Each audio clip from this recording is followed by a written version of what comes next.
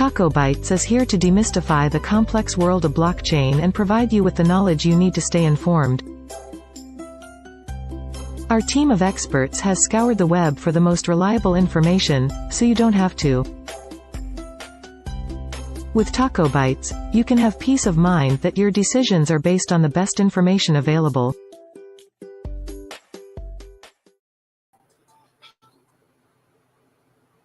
GM. Hello, and welcome to another episode of TacoBytes, your daily bite of Degen, episode number 301. Man, it is Thursday, June 15th, 10:09 a.m. That intro went a little longer than we planned for, but hey, soft intro music, great way to start your morning. Have you had your coffee yet today? I have not.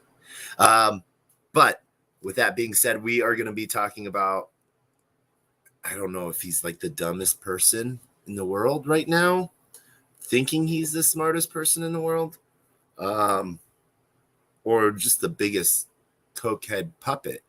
I don't know. We're going to pull up a video, and we hope that you enjoy it as much as we do, and we have to find this video real quick because let's see here.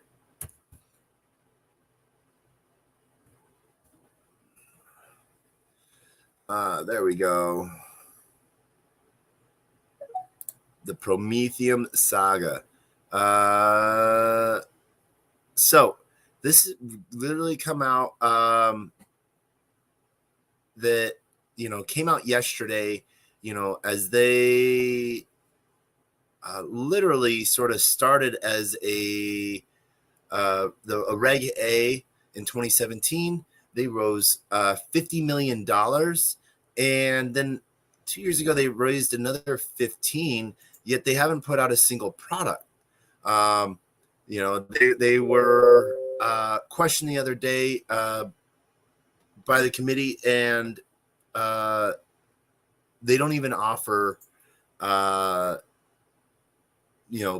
or Ethereum to any of their customers. And one of the things that they were talking about is that they just sort of, I don't know, it basically, the way he was talking, it was like he was reading a prepared speech, and that was all that his lawyers would let him say. So they're sort of the entire piece right now. But one of the things that did see was this horrendous video yesterday. I'm trying to find it real quick. But where basically he was being questioned that, because what this came about from was Coinbase had sued, countersued the SEC, saying that no agencies, no businesses were being given a clear path, clear answer on what is a security and being allowed to do that. And so then the SEC turned around and said, oh, well, we just gave a license to, this is a moot charge. So because we just gave permission to a license to this company, and they're doing everything within the scope. And so, it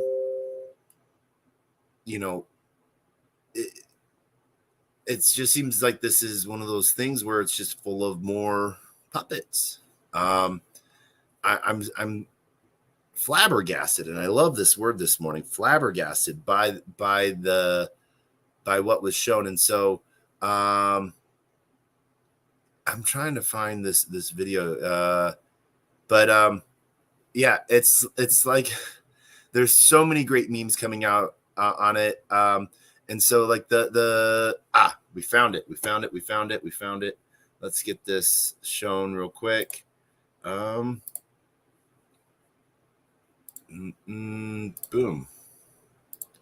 So this is what this is.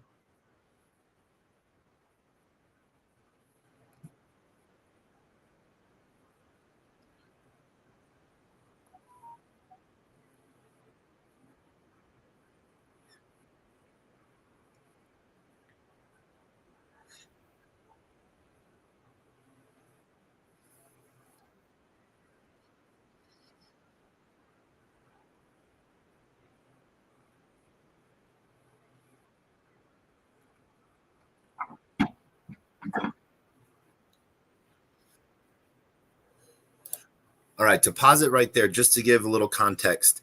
So initially, they wrote a letter in 2021 stating that there was no clarity, and the clarity was needed, and that they needed to be given direction so that they could know what they could do.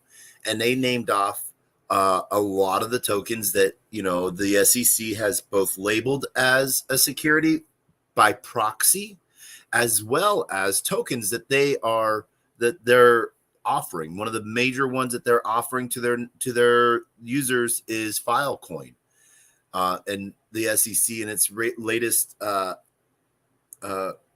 case against or suit, not case, suit against Binance is that Filecoin is a security, yet they are selling it as not a security. So I just want to give a little context right there.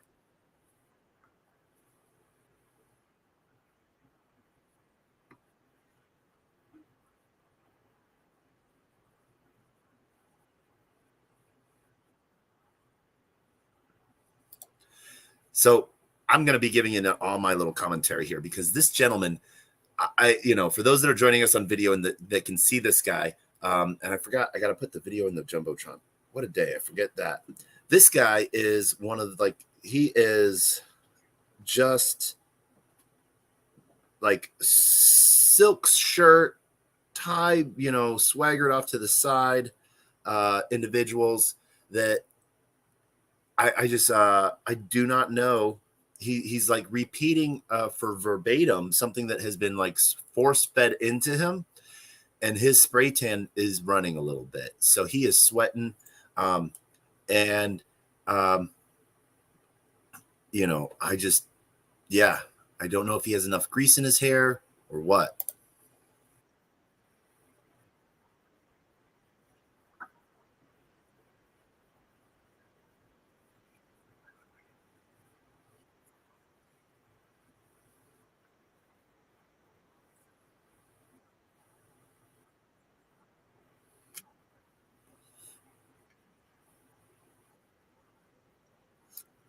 And when he's saying not currently, he's like sticking his tongue in the side of his mouth and like just like throwing his mouth over to the side, like he's like, I was put here by someone, and I'm going to answer this exactly the way I was told to, and you can't get me for nothing. And like, there was an episode of Fox News, I think it was, where they had some scam artist that had made it past their filters or something like that, and that he was like selling protesters or something like that as a service, and like that guy had the same demeanor, that he's like, I can't believe I'm up here, like that I made it this far. My dad's going to be so proud of me.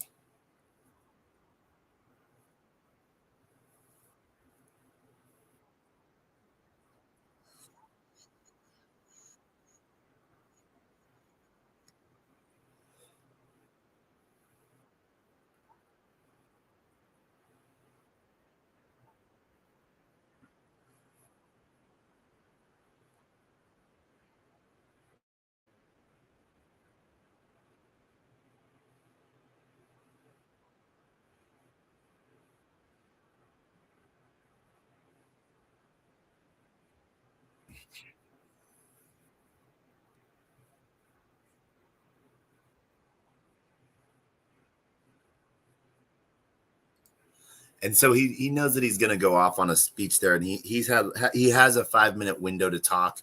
And so, these guys are coached to take up as much time as possible so that they can answer as little as possible. So they're given these speeches to sort of give in.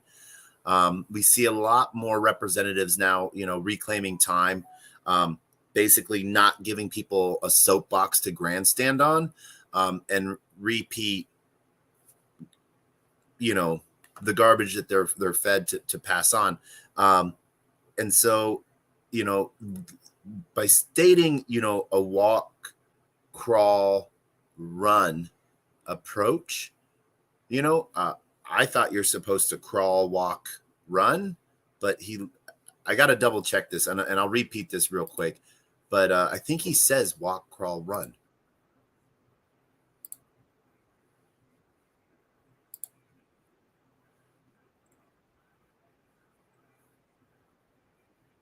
Oh, I'm wrong. He does say crawl, walk, run.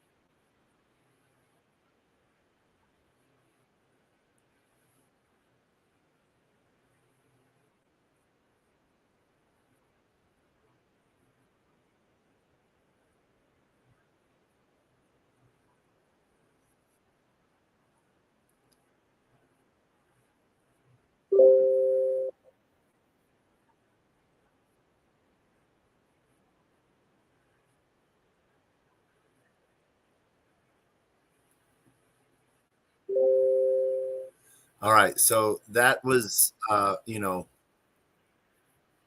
was what I wanted to go over and find. And so it is the financial committee hearing, really sort of laid into Prometheum CEO Aaron Kaplan. But some of the things that have come out in the last 12 hours, 18 hours since that has made headlines, is that Promethean is the staff behind Prometheum has been behind two different frauds, staffed with a ton of SEC retirees and fintech retirees. So from FINRA. So it's just a really interesting piece that they go use that as the board to puppet that. Hey, look, we're allowing companies to trade, yet they're not allowed to trade anything that has any value, and anything that has any volume. So it's, I said it yesterday. It's like being given a bear hunting license without being allowed to hunt any bears. So this is where we get back into that joke of things. And so my call to action today is to reach out to your local legislator, find, someone that you can reach out to, whether it's a Republican, Democrat, or independent, and shoot a tweet at them. Send them a GM and ask them to support, true crypto regulation. If you're wanting to look for verbiage, look for your local blockchain government alliance account. There's a ton of them that are doing a ton of good things that have a lot of good verbiage to use, pre-made, and retweet it and at one of your local delegates, whether it is start small, at city level, bigger at state level, or government level, just asking them to read it or tweet at it. What's really hilarious is they have more interns doing reading for them on Twitter than we even realize. So you have a voice. Please use it. Use it respectfully, and use it. Use it. That's all I got to say. We can complain about all of these things, but if we don't actually do anything about it, and if we don't, that was U.S. Representative Mike Flood asking those questions. If we don't support those questions being asked, they're going to think that they might be on the wrong path. So if we support stuff like this, if we hail it as heck yeah, we like it, let's thank those people, and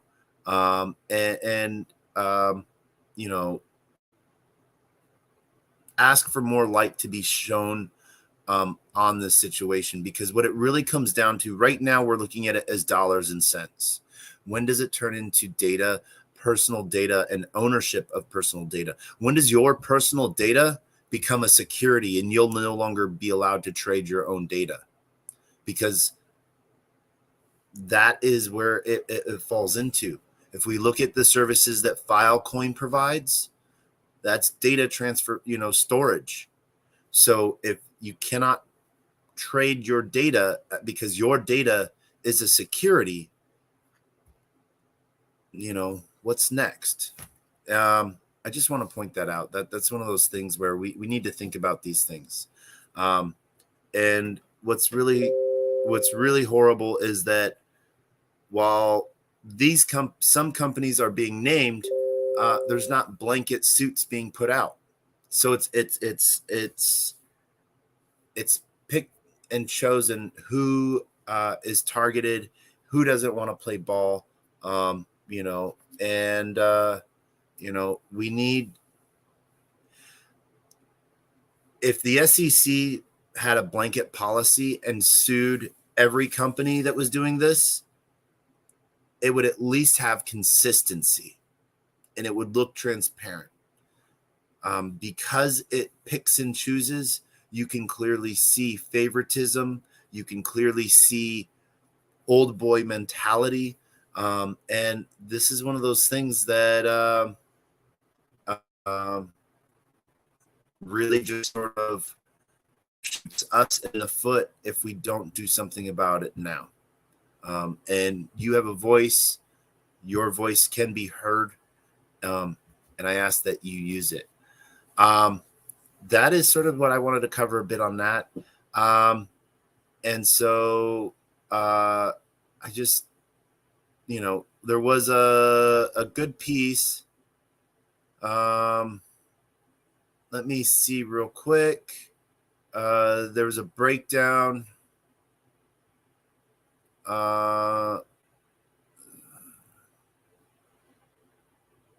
Let's see.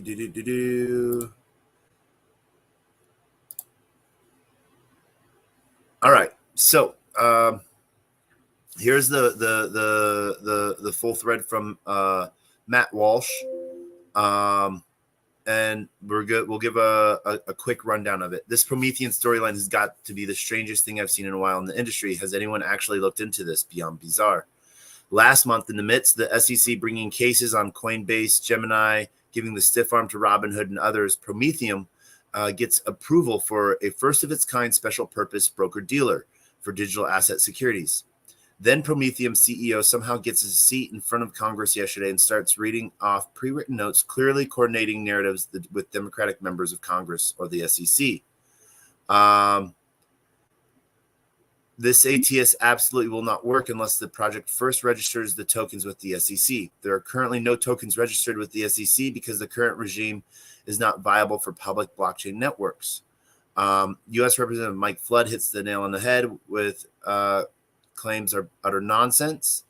And Prometheum guys want us to believe that all L1s are securities and will need to come and trade on Prometheum. Not happening, but enter Prometheum chain. What is this you say? These guys have their own chain and a token. And that's, so a projected revenue stream piece is put out. And this was from 2017, pushed to be in like 2020, where they raised $50 million. None of this has come out yet, actually. None of these chains or tokens. So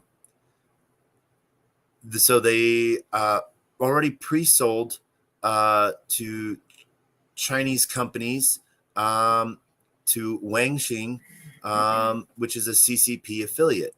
According to PitchBook, Prometheum has raised $48.19 million and are required to file a Form D when they raise. Oddly, even in their early rounds, they used an investment bank to raise capital.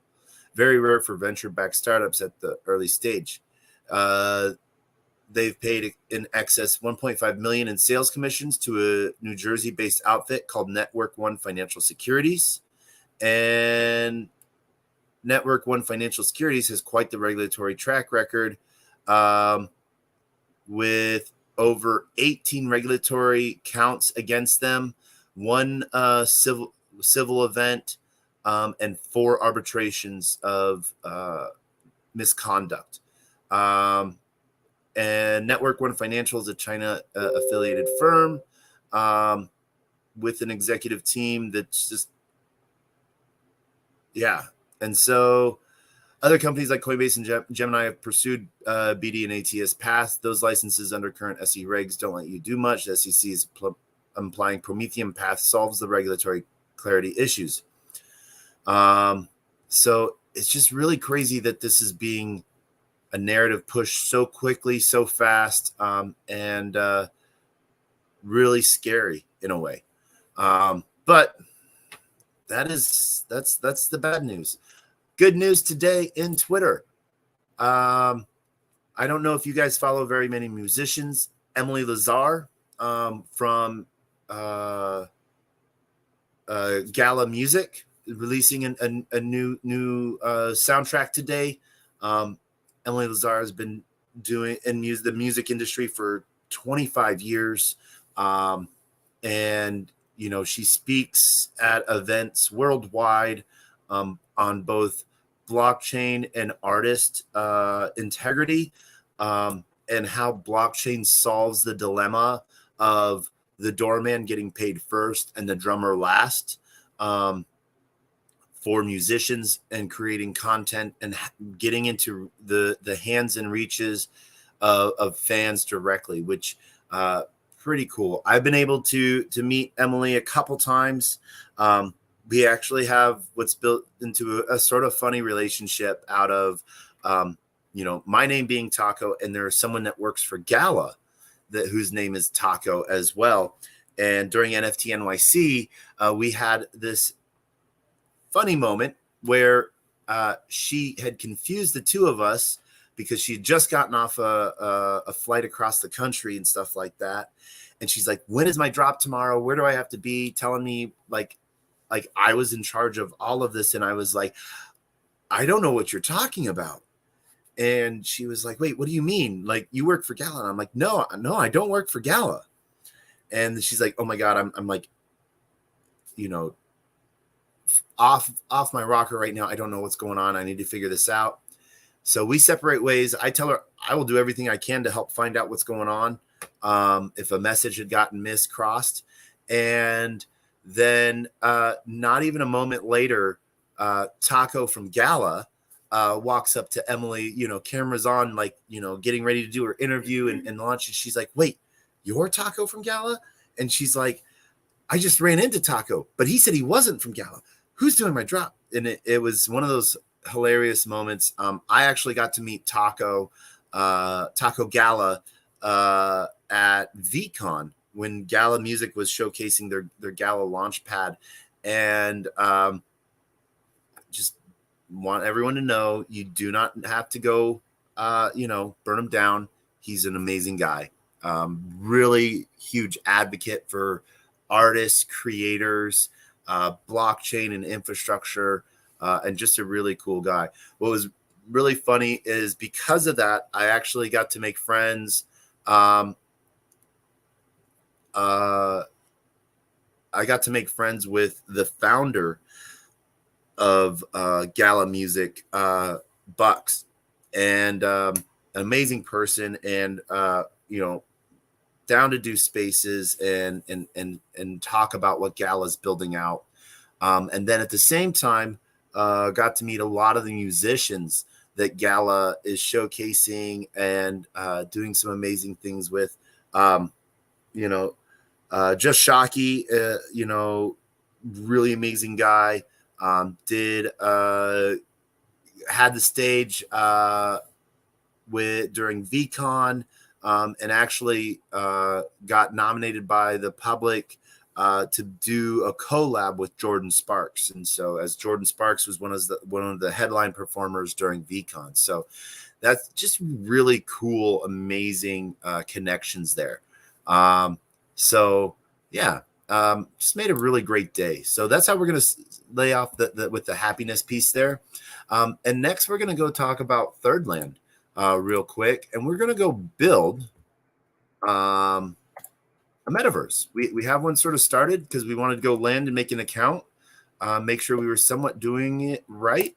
Yeah, so from Third Land, we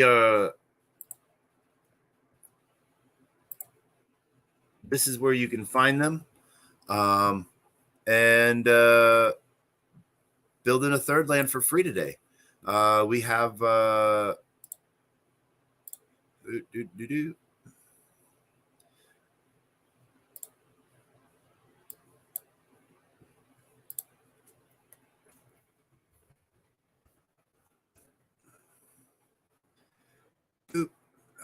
gonna connect, sign a message, and we're gonna enter. So we're gonna go actually tour around and see what some other people have been building real quick, and all of their avatars, all of their wearables, and see what listings, because you can build it. As soon as you build it, you can sell it. Pretty cool there. We had some fun sort of playing around, and so there's 3Ds, 2Ds, and audios. One of the really cool things is that as soon as your NFTs, you can actually put them up in your metaverse. So let's go check this out real quick. We're gonna go visit this. We don't know what we're doing, and we're just so horrible at metaverse walking sometimes. So you can sort of see a little place here. Nice little maze. Let's see if we can get out of it. And I'm going to do the classic cheat with the maze. I'm just going to follow the wall, you know. I'm just going to always follow the left wall. Oh, we just walked through a wall.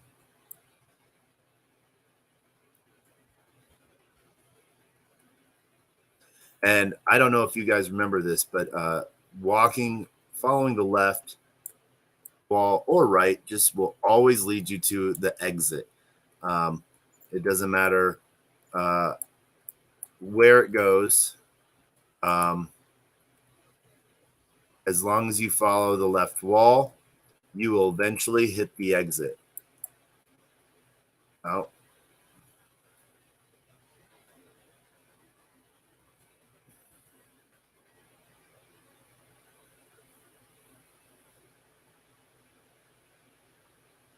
So that is what we are doing. Oh. As we walk through the wall. So there we go.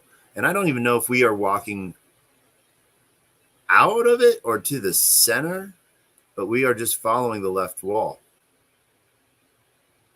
And as you can see, done as a good dead end. I wonder, can we break this third wall?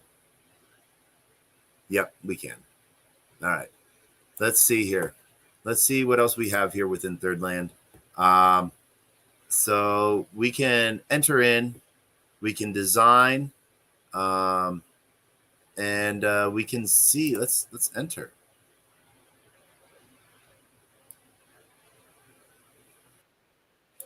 So this is one of the main touch points. You can sort of see what people have created as an art piece. You have different music sets. So, you know, it's one of those things to where it can be, if you're interacting with too many different things at once, you can get a little overloaded with sound. But they even made interactive pieces, you know, that it's pretty cool. So you can interact with it, you know, and this one's just to catch a bonk, which pretty cool. And it goes all the way until you don't catch a bonk. And so we're going to catch 15 real quick, just because every time we do this video, we got to break our previous record.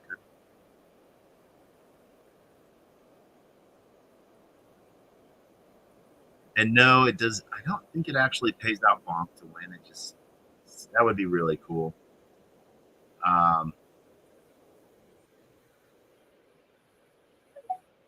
But this, and so as you can see, uh, you know, one of the pieces there within Third Land, some of the interactiveness that they have. Um, so let's see here. There we go. Um, Viewing out and stuff like that as we're looking at what sort of we've been building.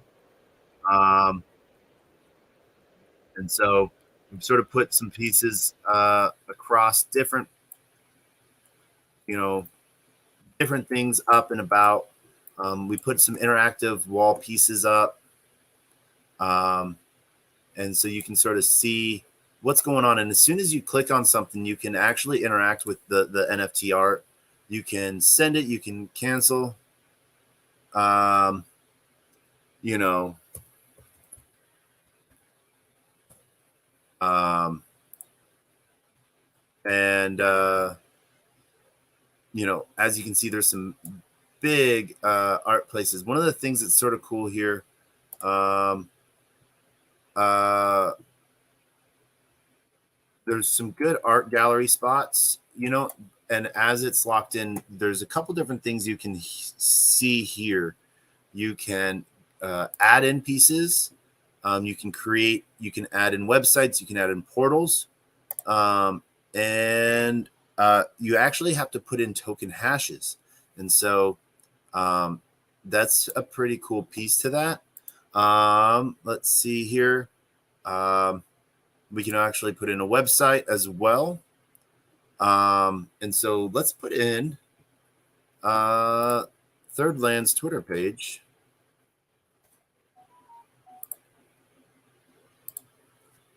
And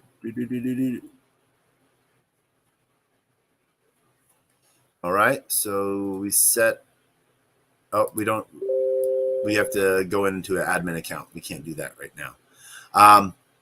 But we can sort of see what this is. This has going on, and it can showcase us all the different pieces, you know, that have been put up, and that is going on.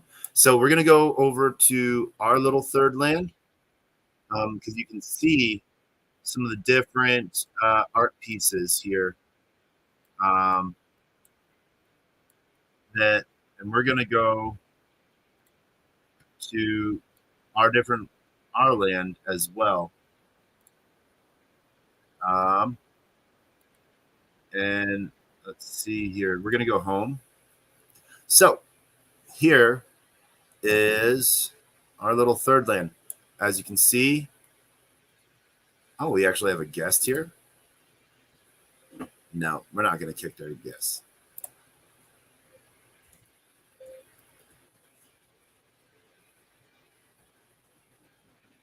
So as you can see, we sort of did a couple little pieces real quickly, and we just want to showcase how easy it is to put different things up. So as you can see this, it is, we put in two different NFTs, and these are direct NFTs. Let's see. So as you can see, literally we pick out all of our NFTs, and we can pick between audio, 2D or 3D, worlds or virtual or objects. And so let's see here. What do we have as we'll wait for this to load out.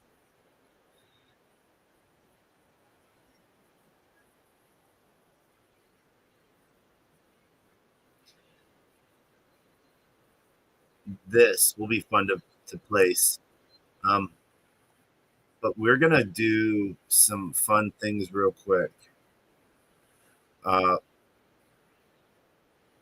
We have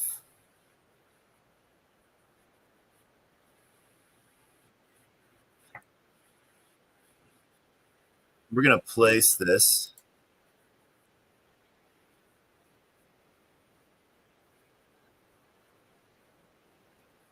Let's see here. I think we need to go closer to place this. And then we can rotate it as well.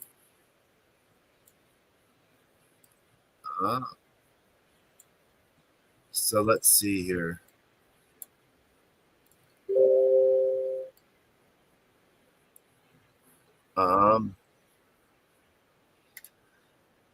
We can scale this up bigger.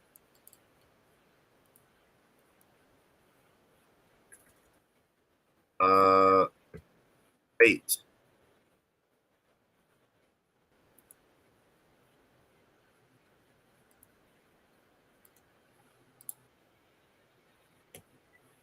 What is a 4 at?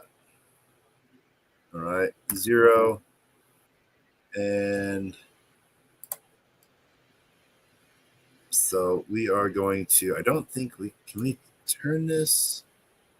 Snap.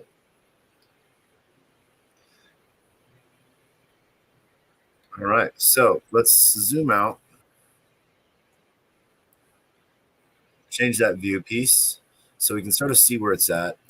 And we're just going to make this wall right there. Yeah, we're snapping it in play. So let's take snap off so we can float a little bit. Right there. We'll save changes. And we will see what, oh. So there's the, oh, all right. So we're going to have to rotate that again. Let's rotate that more. Edit. Let's see here. All right, there. Now it's on the wall.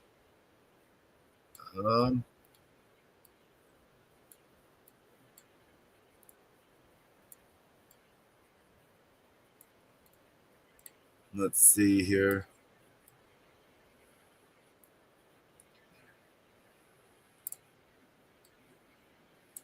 Nope, nope. That's a bad rotation piece there.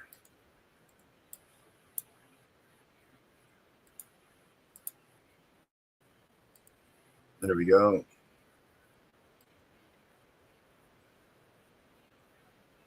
All right.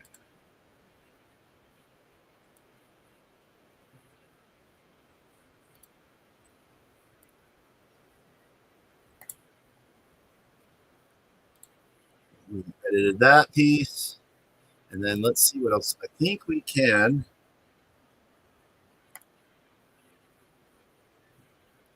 port this video in directly. Let's see here.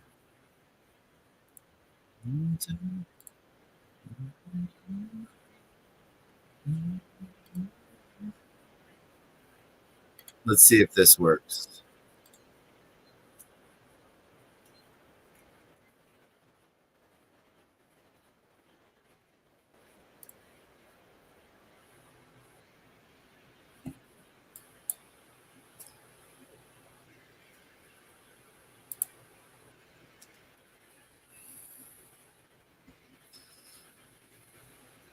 There we go.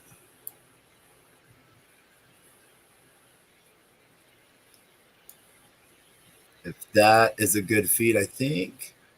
Let's see here. All right. Let's snap on.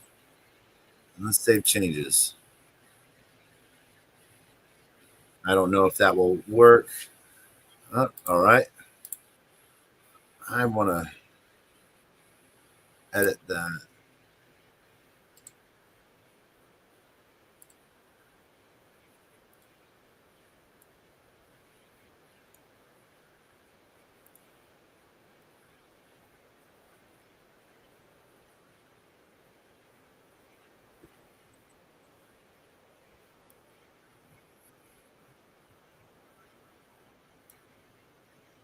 All right. We got that. Now we can save changes. We are going to make a wall of NFTs. So let's see here. Who do we have? We have us. So these are some of the things. Let's see here. Twitter. Tweet a special message.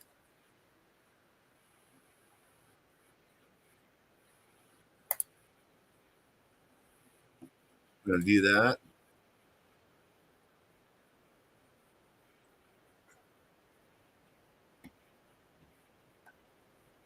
Let's see here.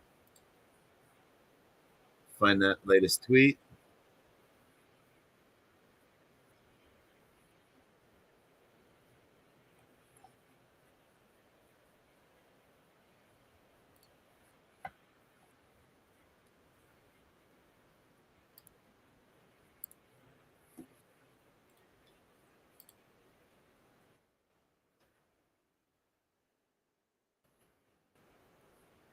Oh,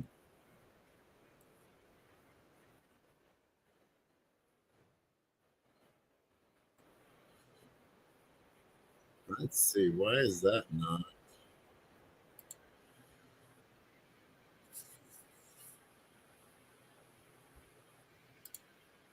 Hmm, let's see. Copy link.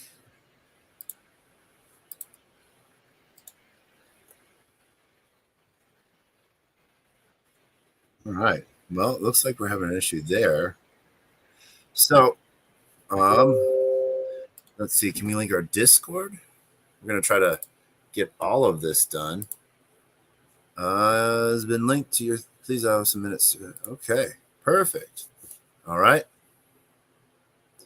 Now let's go back to. Oh, we got to go back to our home. That's our spawn point. Um, so, as you can sort of see,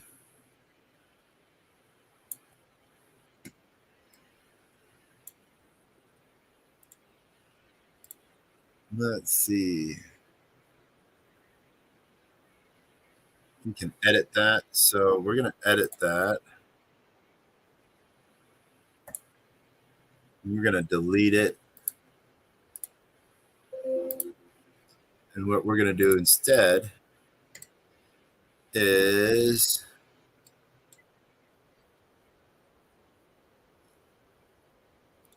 going to see.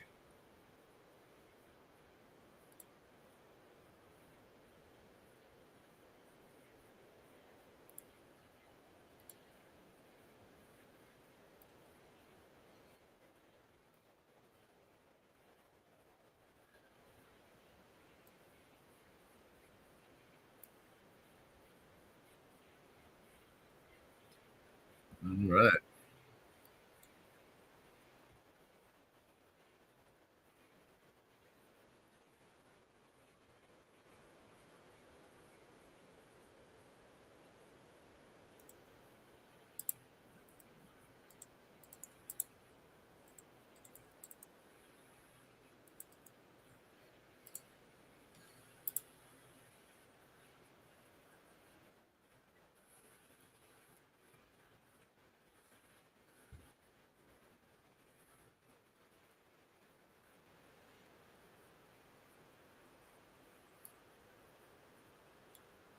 So basically showing a live view of us always within here.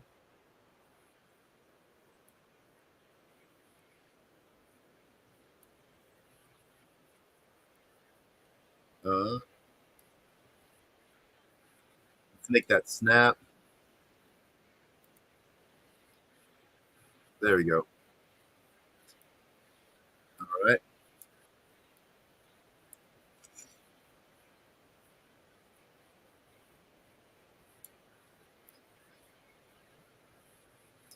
And we're going to duplicate that on every wall so you can always see.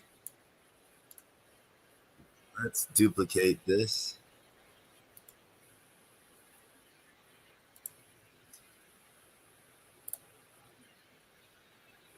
We're going to clone that.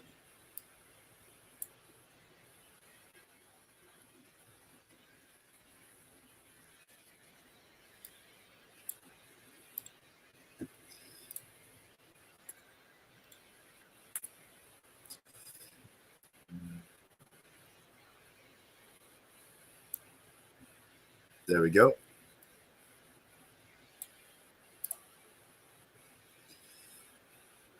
Let's see if that works.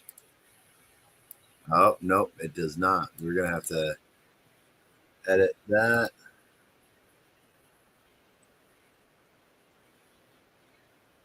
We're going to discard changes. We're going to delete.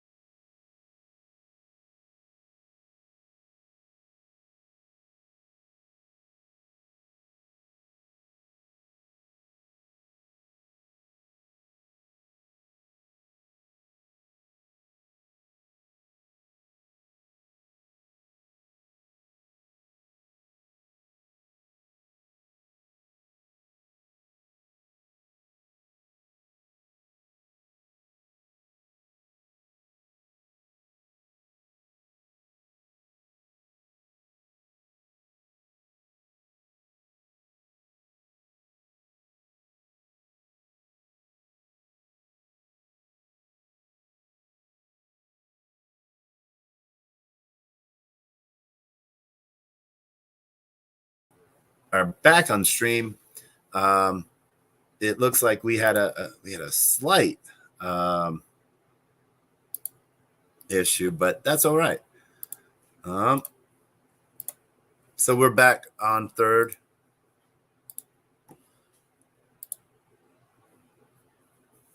Let's see here. We'll hide that.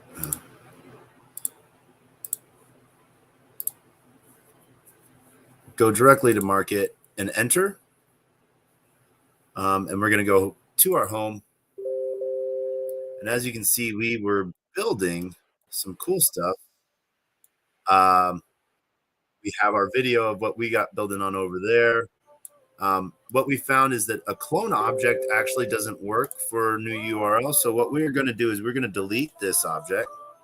And we're going to make a new object. And we're going to have to do this each time.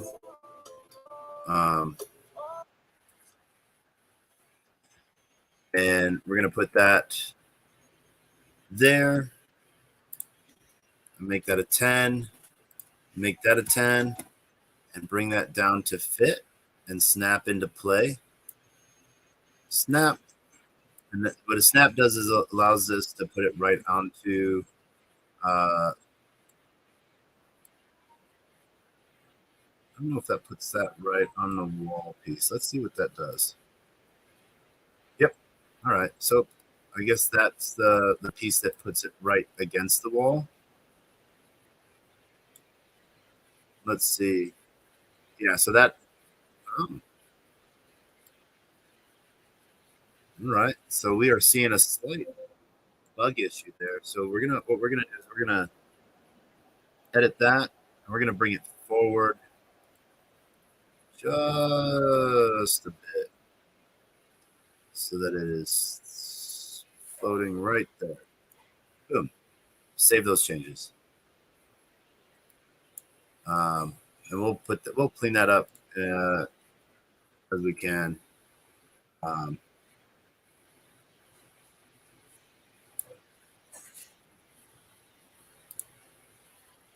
we're going to mute the sound on one of those so that there's only ever sound coming from one.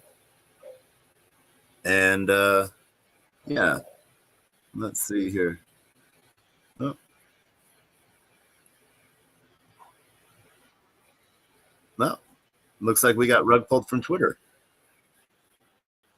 So I guess we're gonna finish up this video. We're gonna reset Twitter real quick. Oh.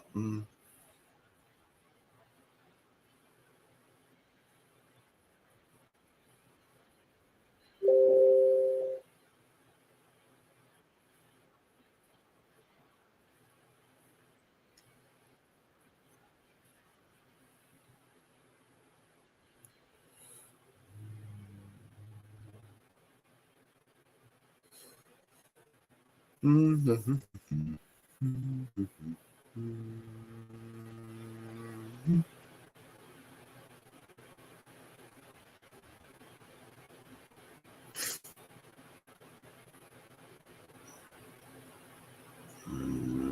301.12.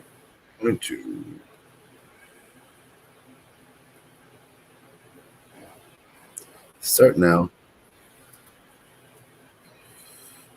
And we're gonna go back live with this and retweet this.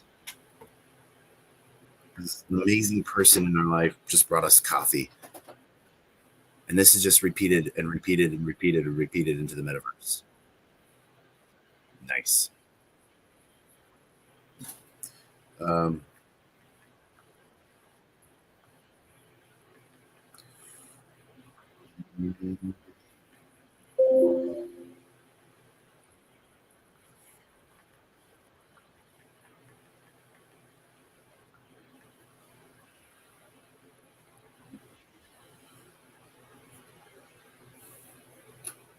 All right.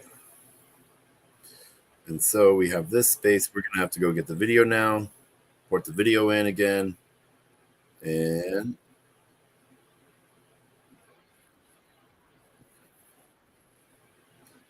boom.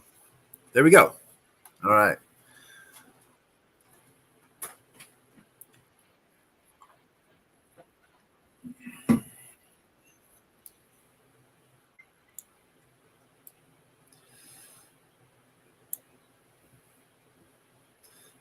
So we have this object. We see it, and we're going to let it be. We see our anchor points that pull it out, push it, pull it up, tilt. And we're going to save our changes to that. We can mute the sound on it.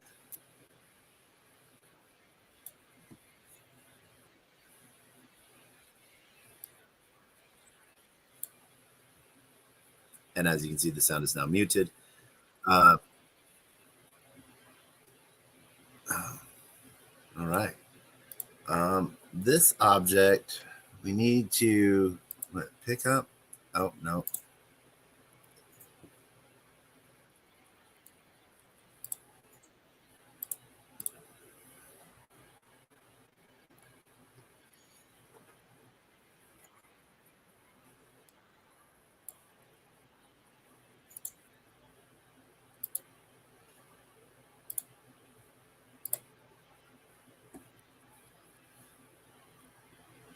All right.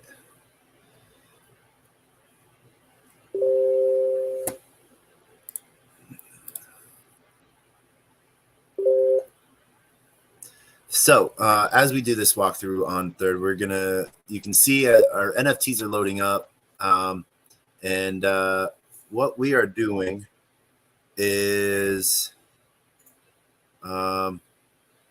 declaring this room as ours. We're going to make a wall of NFTs showcasing what we have.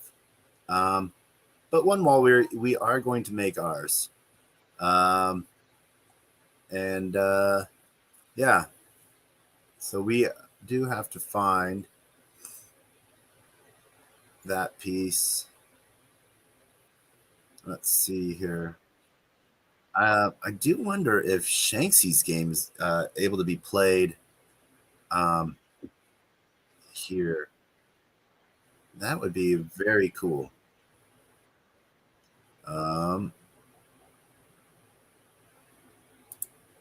Worlds loading.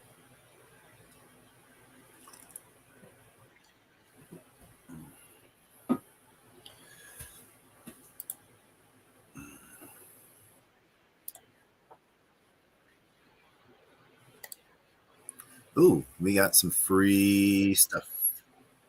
We got some objects. Okay, nice.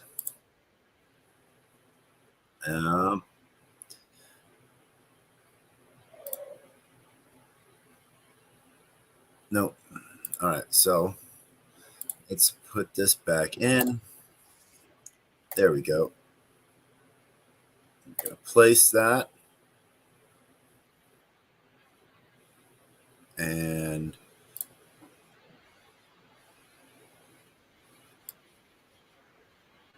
I guess we have to place that against a specific wall if it won't let us.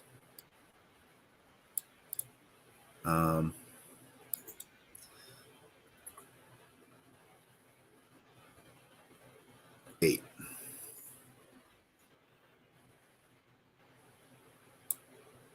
There we go.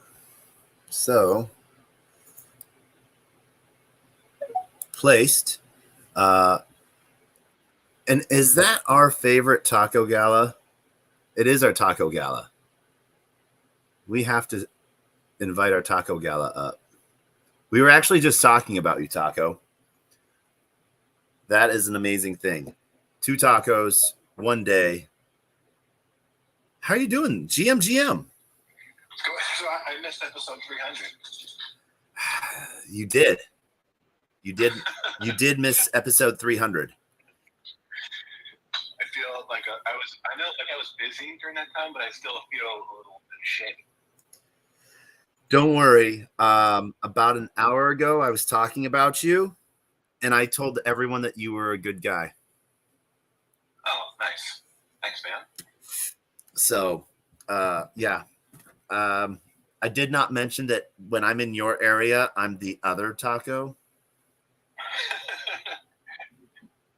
But we're both other taco. Yeah. Right? Yeah.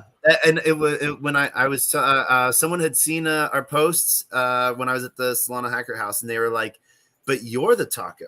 They're the other taco. And I was like, no, don't put the pitchforks away. And yeah, you know, we can all get along. Exactly. I'm like, everyone loves tacos. So doesn't like more tacos actually like benefit the community? Yeah, 100%. Whenever we're doing something together, that should just amplify it. Yes. We're not taking sides here. Yeah. How are you doing? I'm good, man. I just got done doing an interview with Girl in the Verse. I hopped on Twitter and I saw that you were doing a thing, so I rolled in. Nice. Yeah, no, we actually just had to restart, and I think we lost everyone because the entire internet went out for a minute. That's been like legit happening lately. What's going on? I don't no, like. This wasn't just it wasn't just Twitter. It was the entire home. So New York just having fun. Nice job, New York. Yeah. So I'm basically, we talked about some of the stuff on the news of the day, but now we're playing with this new metaverse, Third Land, that this seems pretty cool, or at least very user friendly. I'm aware of it, but I don't have any real familiarity. So this is probably a great place for me to have jumped in. Yeah, no, this is how.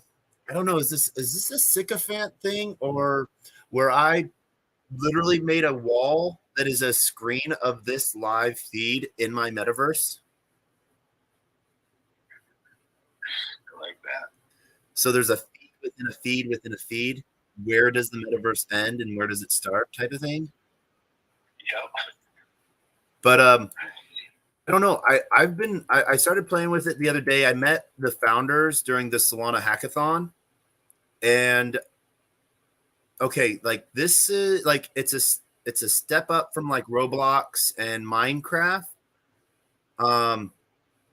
But at the same time, they're keeping it really simple, and the user interface for it really clean. You know what? I'm gonna send you a DM real quick. If you're free, do you want to come hop on video and look at and watch? Yeah, Let's do this. Where are you? Taco. Yeah, I'm gonna double check my calendar to make sure I actually am free. I would totally end up like missing an important meeting because I'm just like, oh, sorry, I was with other Taco.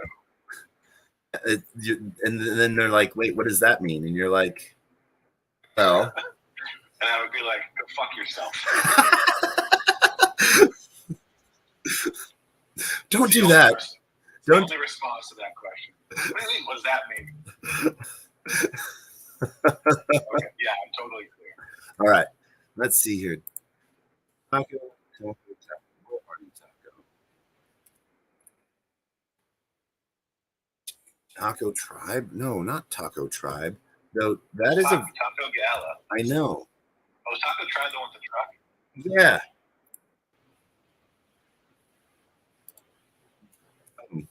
All right.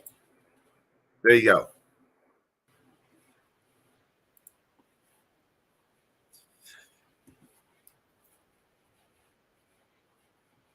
Because I'm having fun with this 3LAN. I'm already finding some issues that I think that they need to either user interface pieces or yeah. I just used StreamYard for the first time with Girl in the Verse. That is you. GM. How do I not have that? Oh, is it because I'm using that mic and also talking through my phone in this Twitter space? Yes. Is this better? All right. Let's see. All right. Mute all that. Can you hear me? I can hear you through the video. Should I get out of this space? Yeah. Okay. Get out of the space. Now you're here. You're live. And we got you. Okay. Out of the space. How is this now? Can you hear me? Am I good? You are great. You are great. Why is technology's hard.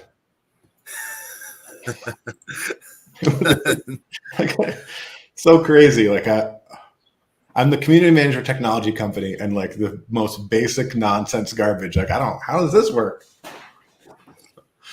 Well, you would think that a lot of this is like interoperable.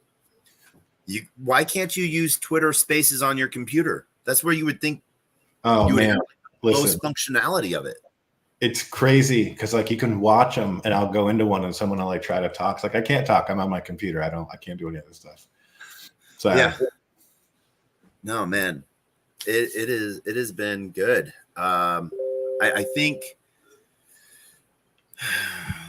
yeah, I don't know. I'm sort of sad that it makes it so hard to just bridge, you know. What has Gala been doing to bridge divides lately? Brute force. That's the best kind of force. Yeah. So you heard about Third Land? You've been in it a little bit. I haven't even been in it. I just am aware of it because it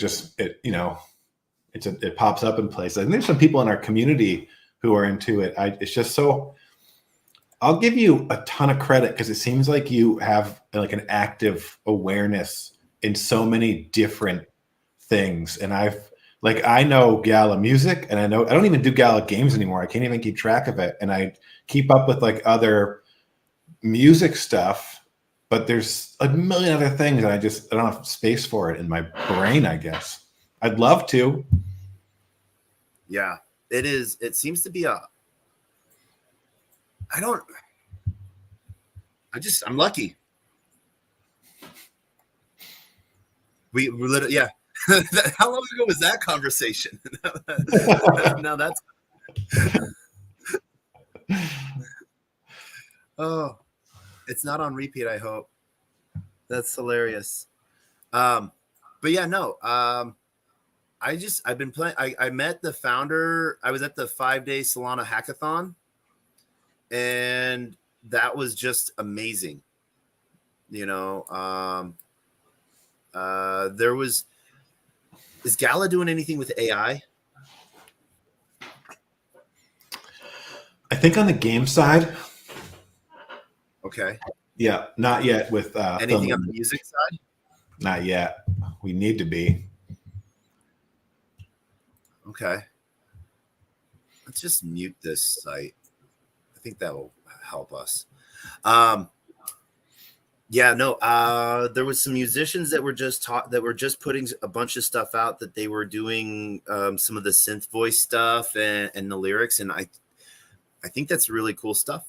There was these kids that had ChatGPT-4 write a sea shanty about a new Block Explorer API call piece, which they had their founder so it was like a Solana University project. So the kid, I call them kids, but they're like young adults.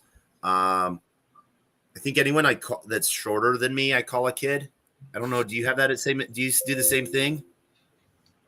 I mean, sure. Yeah. And now that I really think I'm shorter than you. We're pretty close, right? Yeah. Yeah. I don't know.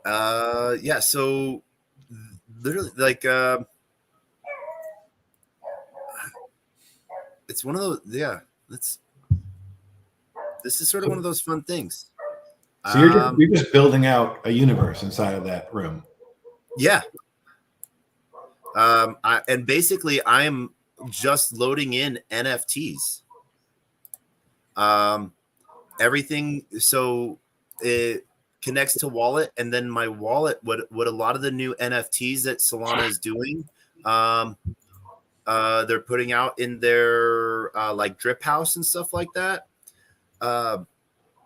They are 3D objects, and then I can so I just placed one of these the other day, but this is an NFT I got, and it's a fully 3D object, and I can scale it, and oh my god, that's creepy. Yeah, but yeah, I'm sort of liking,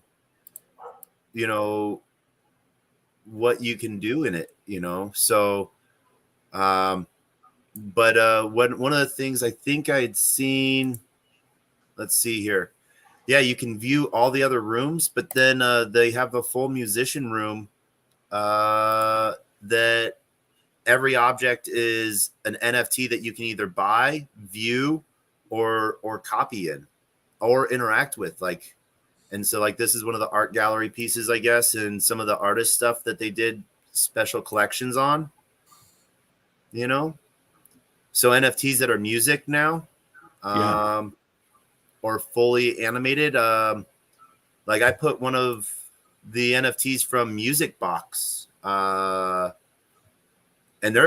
Music Box is launching some new stuff on the Listen to Earn side too. I know Gala's been doing that as well.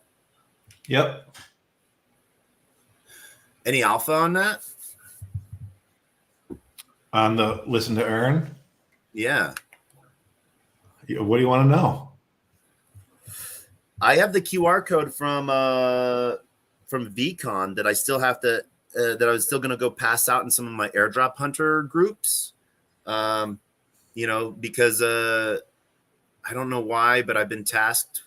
The universe has tasked me with finding alpha and sharing it with people. And if you think of all of the projects that I have met, if I had actually done like really deep dived into them, I made a 20-minute video on Arbitrum and just, bridged over $100 and like did it in like 5 things. If I had actually hunted that down, like that would have been a crazy airdrop,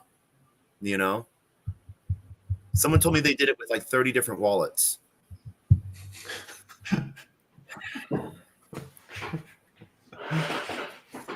So the music player, is it an app yet? Is it a web app?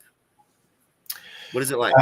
They're building the mobile app now. So right now you're just doing it on your computer. Okay. That is a priority because obviously people want to listen to music on the go. Yeah. So we're getting there. So right now we're using, we have Beams, which is sort of the token placeholder until the actual token launches, which will be soon-ish. Looks like July. Don't quote me on that because July could be August or 2029. Whoever really knows. But that's the plan. Our all access store is going live this month. And that's where people are going to have access to the actual experiences and the stuff connected to it. So you own the NFTs or you have a node, you're earning our token.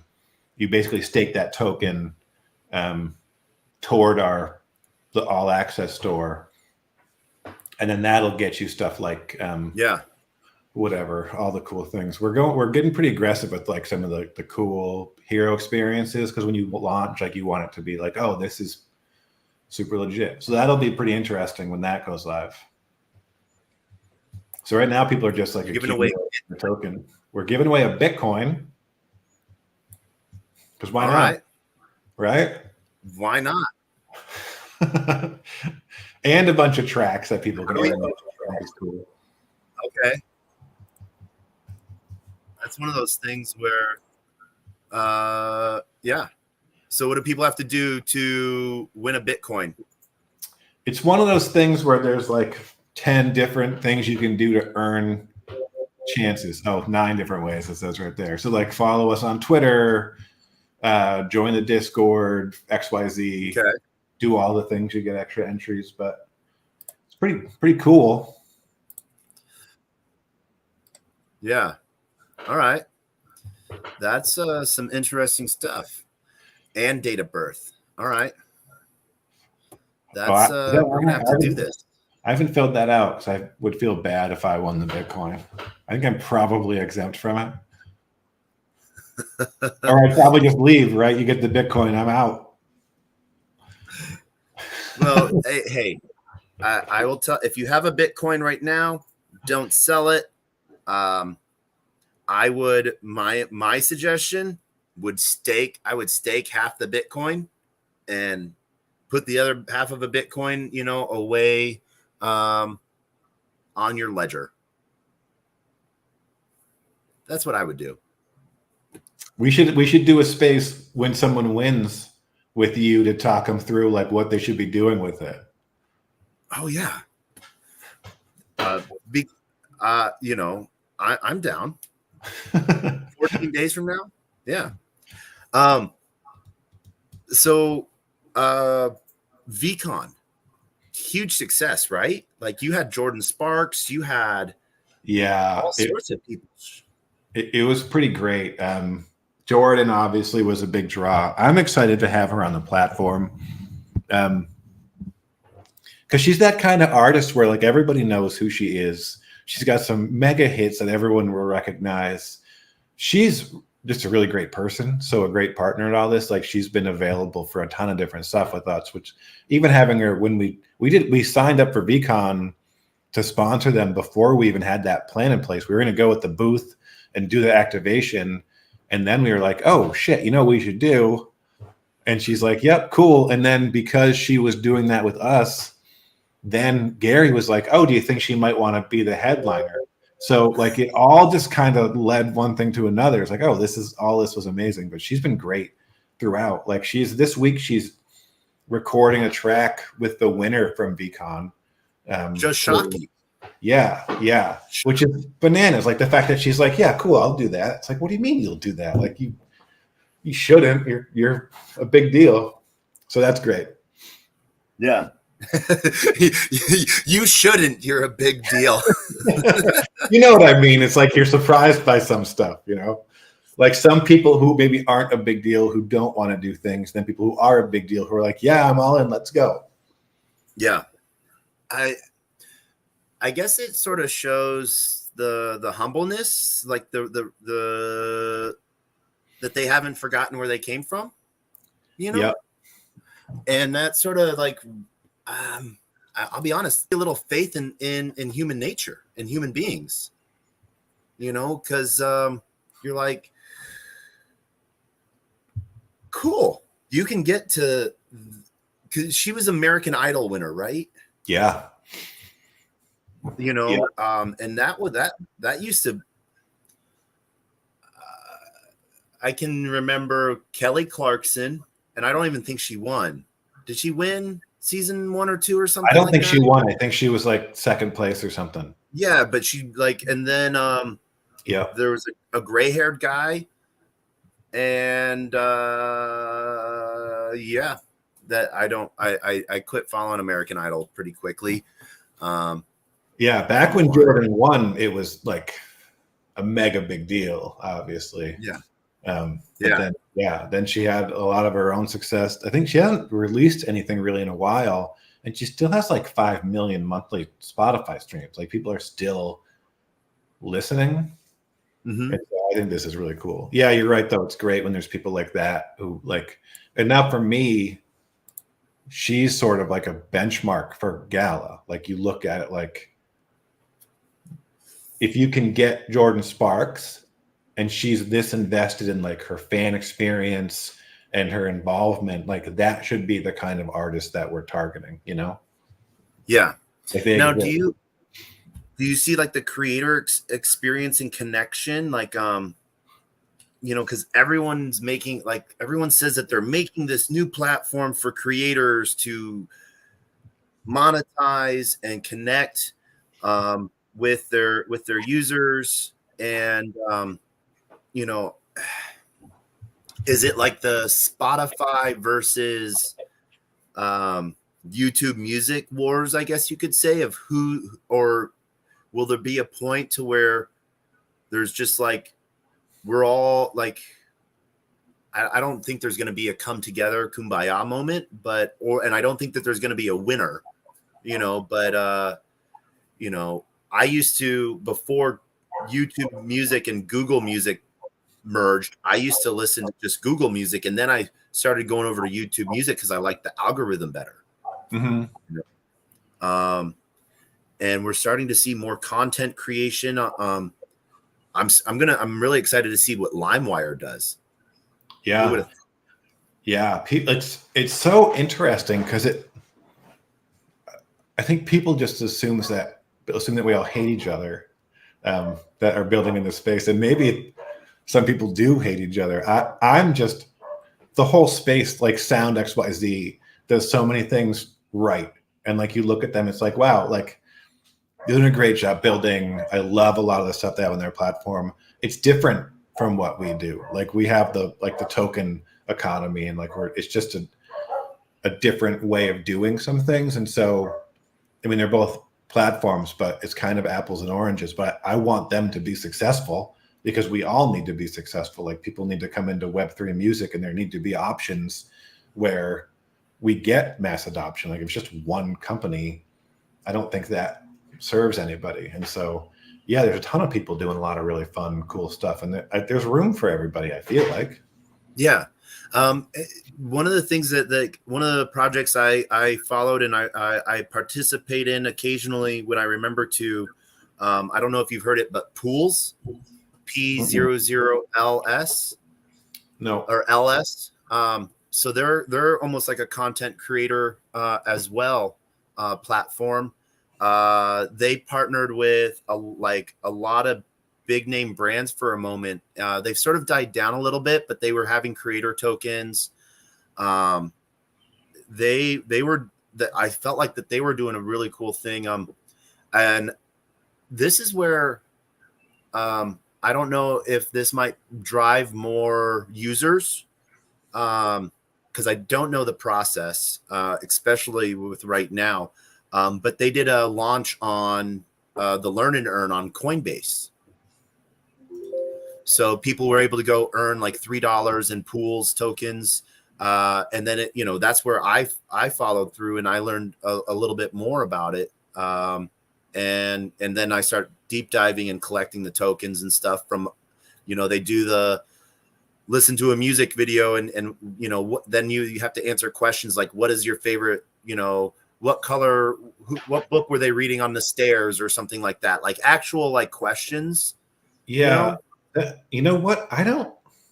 So right now the Gala, just the straight Gala token's been on Coinbase. The music one hasn't been launched yet, but I don't know if we ever did that with the Gala token. And yeah, I've done a bunch of those on Coinbase where you go like, I'm going to get my $6 worth of whatever it is.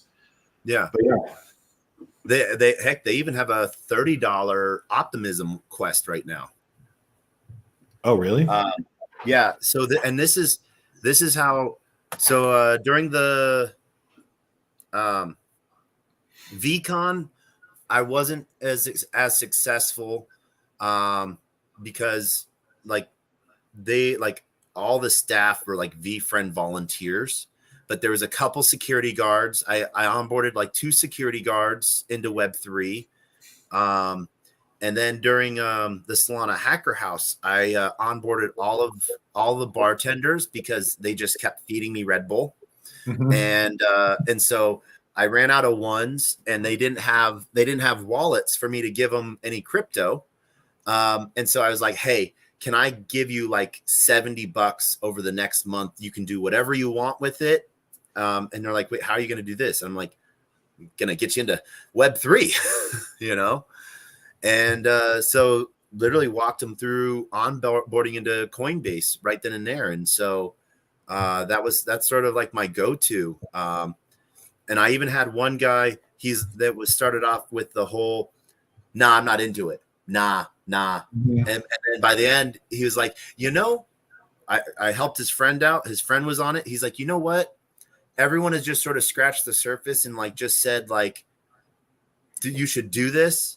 But the way you talked about it, the way you walked it through, you actually care about this and you're willing to like help out with this. And so, he's like, help me out. Let's do this. And I was like, yes, win. So I don't know. I think someone once said that I'm doing the starfish approach. One starfish at a time. Throwing them back into the ocean. So, but yeah, I don't know. Man, has Gala taken a stance on everything that's gone on with the SEC, or is that something you can't talk about publicly? Or I don't. I think so. On the game side, I think they're a lot more vocal about it. Jason Brink, Bitbender, is pretty active on his Twitter. He talks about it a lot. And the CEO talks about it, Eric. I think a decent amount they'll bring it up. I think mostly just the rank and file don't dive into it too much. But they do for sure. Other than Gala is not a security. Right. Because we're not a security.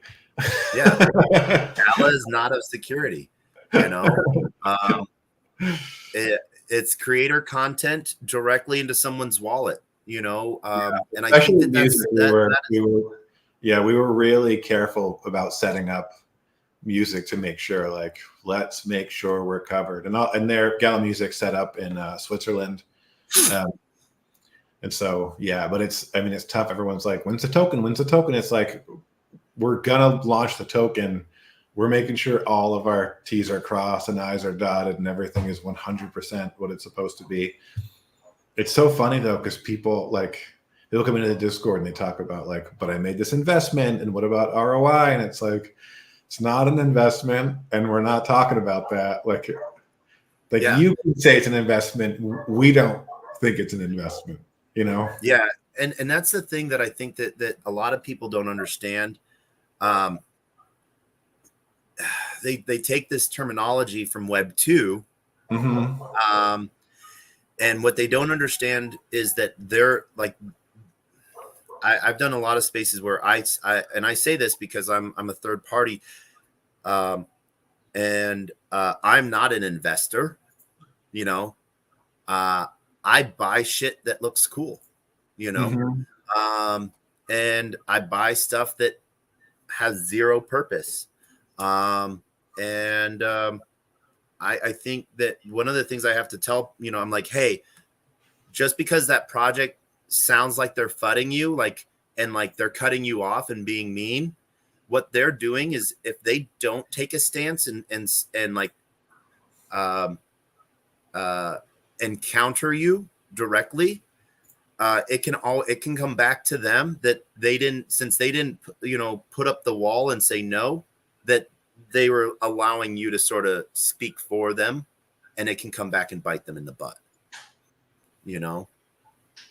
So I just sort of think that that's one of those things that's not fully understood yet because there's no clarity on it. Yeah. I'm the same. I've even before I went into Gala, just buying stuff that looks cool. Yeah, man. And I see you're all prepped. So you must have just come off of a Gala music call. Or is all of your shirts Gala music shirts? No, I was wearing this one because I was just I was being interviewed by a girl in the verse just before this, so I wore a Gala shirt. To I don't usually. Well, I mean, I have a bunch of them, so I do wear them sometimes. And this is just my office, because we do all kinds of stuff. Oh man, you got a nice. So what do you got on the back wall there? What is that record? That's Peter Gabriel. And then for those guys, I've got it's a bunch of current music artists, and then some artists who I want to have on the platform, and then Waffle House obviously is up there. And I see your little icon there, and I see a taco on a record.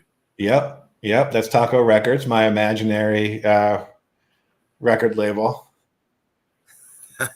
I've convinced people that I have a actual label. People think I'm I'm an actual music producer, just because I'm an asshole mostly. I don't know. It's fun.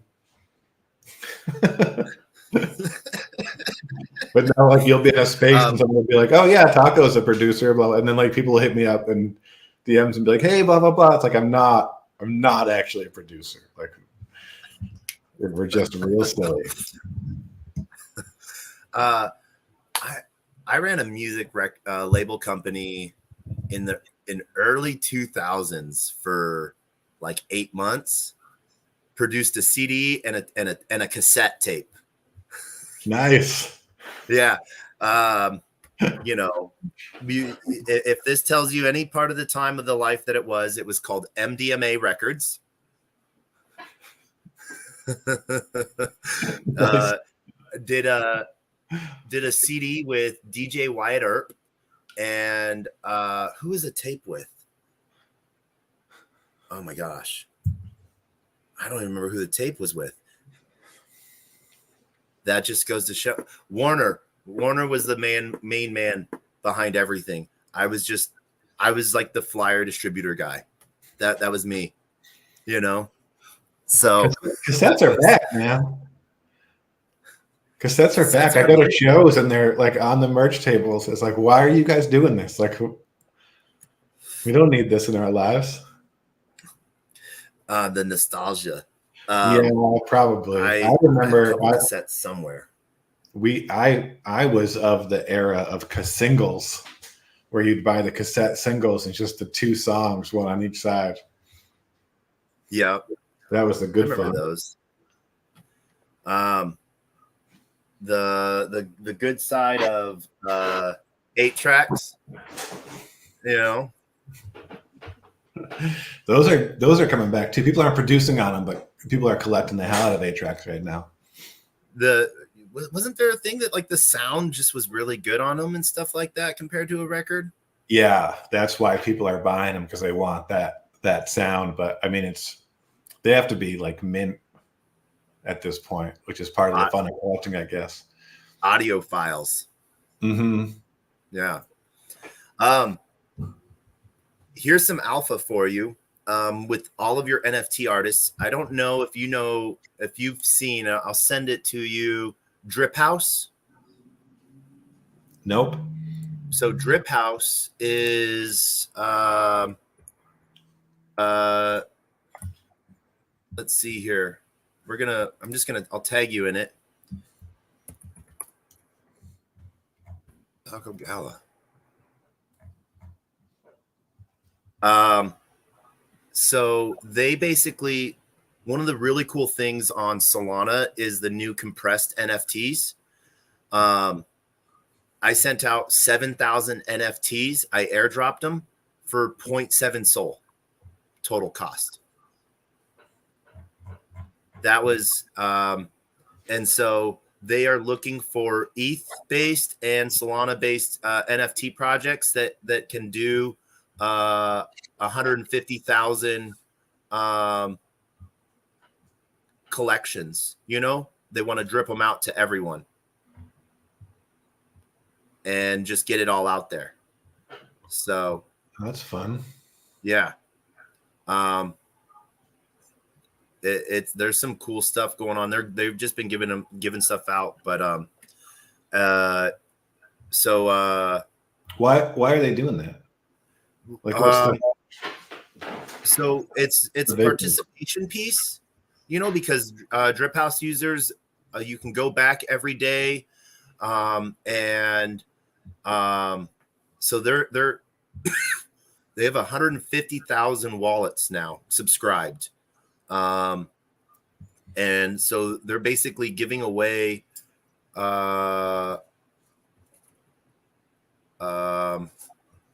NFT artists and showcasing artists, So I was thinking of reaching out. I think I tagged Emily in a post, for September morning and stuff like that. Yeah. I had yesterday yesterday ended up being a 5-hour space, but ended up talking about covering, I think, like 6 different well, if we talk about one project's on 11 different chains. But it was sort of bridging back and forth between different communities and like opening. Sometimes people just become chain maxis in a way. And I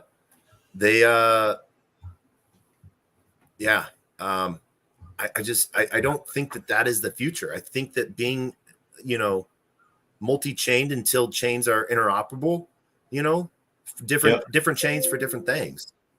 I literally, my first music NFT on Solana was like one of the first things I dropped into my metaverse, and by this artist Raj. So they're just doing some really cool stuff. It's I don't know.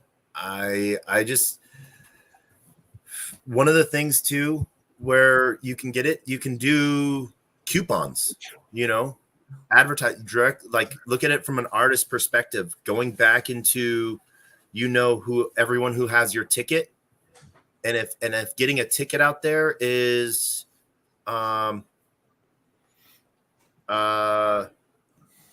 super easy to get, Rove World is doing some amazing things.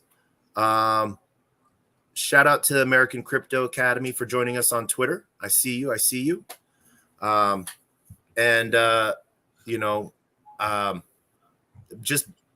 Just the easy access to users. I think one, it does 2 things from a BD perspective. What people are interested in.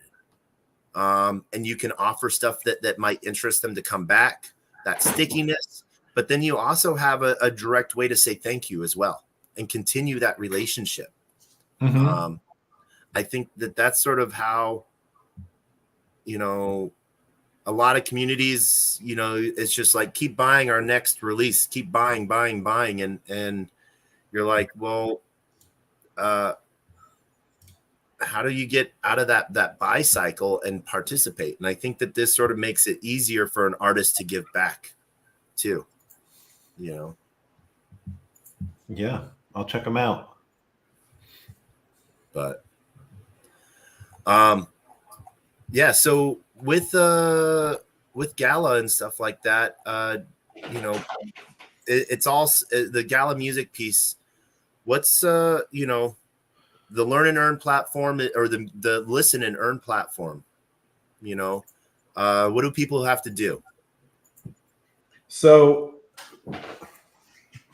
big picture, it's a place where you can just come listen, right? Like we're building the roster of artists. We're bringing on some bigger names. We're gonna have a lot of exclusive tracks. And so it's a place where you can come listen to music for your favorite artists where you couldn't listen in other places, which I think is great.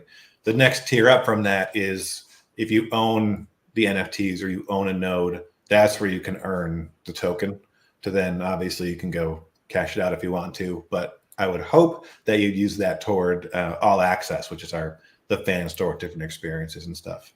And so the way it works is if I release a track, Taco's track, you buy a copy of it. When that track gets plays on the platform, you get a percentage of the distribution for that day. And so if my track is crushing it and it gets a ton of listens, you get a higher percentage, which is split between the NFT owners. If no one listens to it because it's terrible, because I'm not actually a producer, it doesn't get as much. And so you're supporting artists who, you just want to support those artists because you're fans, or who you think are going, you know, to get a lot of those listens, or it's emerging artists you look at and you say, wow, like this band is actually really good. Like they haven't popped yet, but I could see them popping. And then you own those tracks for if you want to just, you know, ride the rewards forever, or go flip it if you want to flip it. You've got all those options. Okay. And where do you think that's going to lead? So what does running a node look like? So if you own a node, I just run mine on my computer, and then tracks get paired to it. So if you own a track, you can pair it to your own node if you have one, or just offer it to the community. It gets paired to someone randomly. So if you have a node, you get half of the distribution. So it's half NFT owner, half node owner for each of those tracks. And so each node starts with 10 slots. So you can pair 10 different tracks to it. And so lots of options there. If you don't have any tracks, you can just be a node, and then tracks will get paired to you automatically through the community. Okay. And what does the buy-in look like? You know? So the lowest tier is our bronze tier artists, who are sort of that emerging. I mean, emerging is such a weird. It's everybody. It's artists up to, like, you know, we have some that are over 1 million monthly Spotify listens. So they're not like these new artists. Like there's a bunch of artists who you would know in that tier. But that we do those 100 NFTs at $100 per NFT per cycle. If you're at a higher tier, so Jordan Sparks would be a higher tier. Kings of Leon, obviously, those are higher tiers, and those are going to be more NFTs for a slightly higher price tag, with the assumption that Jordan's tracks are going to get more listens than somebody, you know, than me when I drop my track on there. Okay. And, you know, is it an easy setup? You know, does someone have to run their computer all the entire time? Like, you know, is there slashing? Is it like... Yeah, for the nodes, you have to have it. They need to be running 20 hours of uptime. The NFTs are just out being hosted to stuff, so they don't have the same uptime issues with those. Okay. For the people who just want to get a track and just turn on community hosting and have it just kind of handle itself. You don't need to worry about, the node stuff. Okay. And what is a minimum requirement setup, that you think is a good setup for someone to run a node as we look at some of the tech stuff on it? And how does that support the network? That is a great question. I don't know the answer off the top of my head. It's pinned in our Discord. you saw the trouble I had. Discord. You saw the trouble I had moving just from the space over to StreamYard, and so I'm not the tech guy. I'm just the pretty face. You're the pretty face. Okay. So my mom says, is that not accurate? We have a request for questions, I think, from Rachel on Twitter. Rachel, how are you doing? GM. Yes, I'm doing very well. Thank you for asking. I'm new to cryptocurrencies. I just invested $100 in Bitcoin on Monday. But, it's still a foreign language to me. I'm trying to learn. I want to, I want to put money aside to save to make money, but I also want to be smart, and I don't want to make a mistake when I feel like I'm gambling here in a way. Do you understand? Yeah. Buying, congratulations on your first buy. I'm assuming you used a centralized exchange like Coinbase or something. I used Robinhood app. Okay. Congrats. This,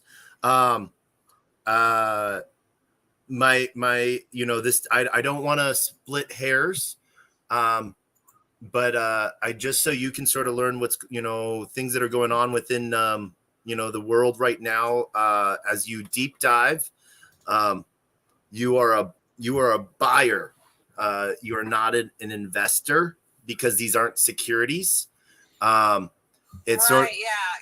I've been corrected about that before. They said don't use the term investment, right? And I'm not doing that to split hairs. I just want to clarify. It's sort of like saying, like, the difference if you go to McDonald's and you buy a Big Mac, are you an investor in McDonald's now, or are you a consumer? And so it's not a way of saying, like, putting you down in any way, shape, or form. I just want to make sure that you're using the right terminology so that, when you hear new things, what people are talking about.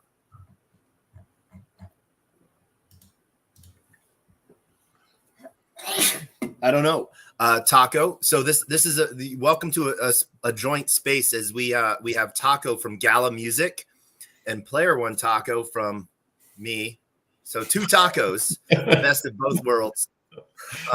Too bad it's not Tuesday, but Taco, any advice for a first time Bitcoin buyer?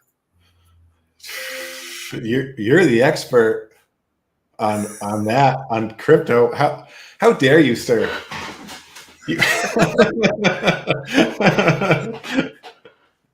No. So, Rachel, I think, you're off to a good start. Robinhood, has a really cool platform, makes it very easy, to get in, and get out. And so, I think Robinhood has, some really interesting, features. One of the things that I think Robinhood is lacking on is on the educational side of things. It's sort of like, to me, Robinhood is like Macy's. Everything that they show on their front page is something they want you to buy, not necessarily the best buy for you. And so there's not a whole lot of education on it. If you're okay with it, later on, I would love to send you a link for Coinbase. It's free to sign up. You don't have to attach your bank account or anything to that. Okay. And what they have is a really good learn and earn program. And Taco, does Go Gala have a referral link? I have a question when you're done. Oh, yeah. Taco, does Go Gala have a referral link for users? I mean, we probably do. Okay. You just manage the artists. Taco, what do you do at Gala? Yeah, let me let me grab that. But Rachel, that way you can learn a little bit more about, the things that you might buy, or, welcome to crypto Twitter too. Yeah, well, I guess my question is, I kind of follow some other people on here, and one of them is named Marty. I feel like he's one of the leaders, but not necessarily a leader of anybody, but he has like 40 plus followers, right? And, I'm just a little ant here on the anthill, and I'm just trying to make, educated decisions. Mm-hmm. And, they told me I need to get, and I forgot the name of it. I'd have to look at my notes. But it's some device that I plug into my laptop that my Bitcoin goes into for security or something. Do you know what I'm talking about? That would be what's called a cold wallet, called a ledger. Right. And so that's my next step I have to take. Okay. And I'm trying to wait till next month when I get the finances to do it. So right now my Bitcoin is sitting in this Robinhood app, and I'm hoping the company doesn't go under or something until I can get this cold wallet. I mean, I don't know. You know what I mean? Yeah. No, I don't think you have any fear of Robinhood going under in the next month or two. I know that there's some of the offerings that they offer that they're delisting. But I heard some apps are cracking down on some crypto. Yep. They're not going to use some crypto. So I thought that was interesting. Yeah. But I understand the companies are liable for taxes, so I get it. Well, it's the companies aren't responsible for taxes. You as a user are. And that's on any purchases, whether it's a digital asset or something a little bit more than that, you may be responsible for. And so, yeah, I think that's sort of where there's a little leeway piece, and Robinhood and Coinbase are really good at the end of, come January, giving you like the 8327 form of your in and outs and your buys and sells. So I think that might, one of the people that is on stage is American Crypto Blockchain Academy, or American Crypto Academy. I've met, I don't know who's behind it, if it's an intern today, but a good account to follow would be that one. They do have a lot of educational pieces. I put out a lot of educational piece. I put out a lot of Degen stuff as well that, is like. Yeah, I'm following both of you. Yep. Okay. Just as a prerequisite warning, I do a lot of dumb stuff. I'm just gonna tell you now. So, the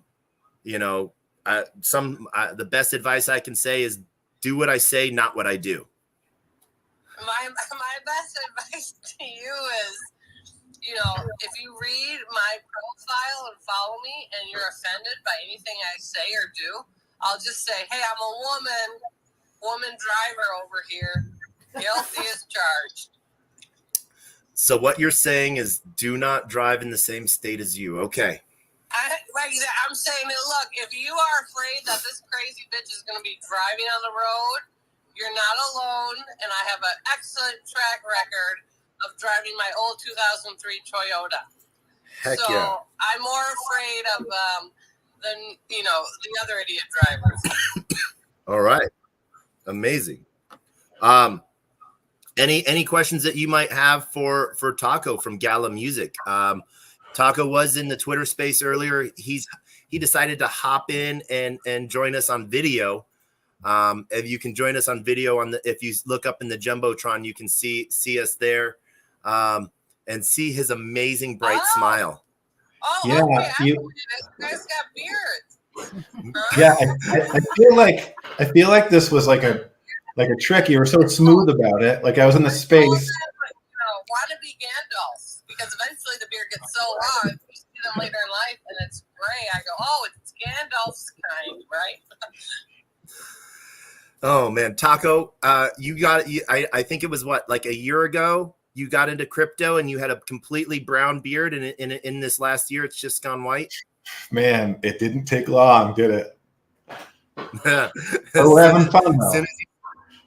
As soon as you started managing artists, at Gala. So this is what Web3 does to you. Yeah. You know what? I think women always judge others by the beard. Like, oh, you have the beard short. Like my partner, he does a chin strap beard. I'm like, yeah, do the chin strap. And then all of a sudden I see these convict miners on TV and they're doing the same thing. I'm like, oh shit, shave your beard, Ben. Shave it, hurry. These copycats. All right. Yeah, no. American Crypto Academy. Anything you want to add to Miss Rachel? Absolutely. I wanted to say good morning and shout out to Taco from Gala Music. Shout out to you, Taco. Was a great pleasure meeting in Miami, and definitely been following you a lot closer now that we know each other. And I did wanted to say, Rachel, thanks for the follow.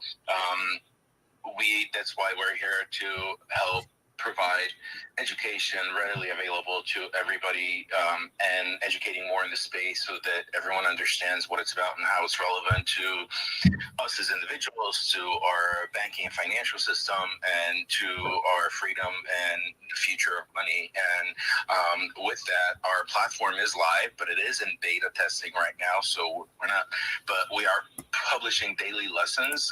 Daily lessons are very short, take you a few minutes at a time. You earn experience within our platform and a token that you'll eventually be able to withdraw from the system and do as you please, whether you spend it back in the system or whatever. And the whole point is to provide that core financial literacy that we greatly lack, not just in this country, especially in this country of the U.S., but also worldwide, and to empower individuals to take control of their financial systems, as well as educating them about safety and how to, because now we're eliminating the intermediary, the middleman, in our case being banks. We've relied on banks to store and keep our money safe. Now we take that responsibility ourselves, which is why from Marty, you've learned that you need cold storage, because ultimately that's the best safe mechanism to use. But you also have other storage where you can store it on your desktop computer or on your laptop within a browser, an extension. So there's a lot to learn, and I invite you to check out the American Crypto Academy and help us test out, and at the same time learn little daily lessons that are published literally daily during the weekdays. And at the same time, our platform, like I said, is in beta. So there's a lot of bells and whistles that haven't been added yet that we're still working on development, but definitely we're adding a lot of value in there currently available. And you can access it without any cost. Yeah. I just want to add, and I'd love your feedback from both of you. I talked to my family, my friends about this, and it's such a foreign subject. They just shut down, or they say I'm crazy, which is so sad, because I'm trying to encourage education about this. I'm trying to encourage people to kind of make up their mind about it. And, the only thing I can do is plant seeds with them, or show them a funny meme, because no one cares. It's so hard to educate myself when the library doesn't have books about. You know what I mean? Just these little things. Like, I want to go to the library. I want to get informed. I'll just give you an off-topic example. I want to learn more about UFOs and UAPs. It's a hot topic. I go to my library. I've read some books. And, it's like theology about God. You take some of it and then you can discard some of it. But when your library doesn't have Bitcoin, cryptocurrency, everything is online. Twitter is a great resource, but I got like 4 Keanu Reeves following me. I'm like, who's Keanu?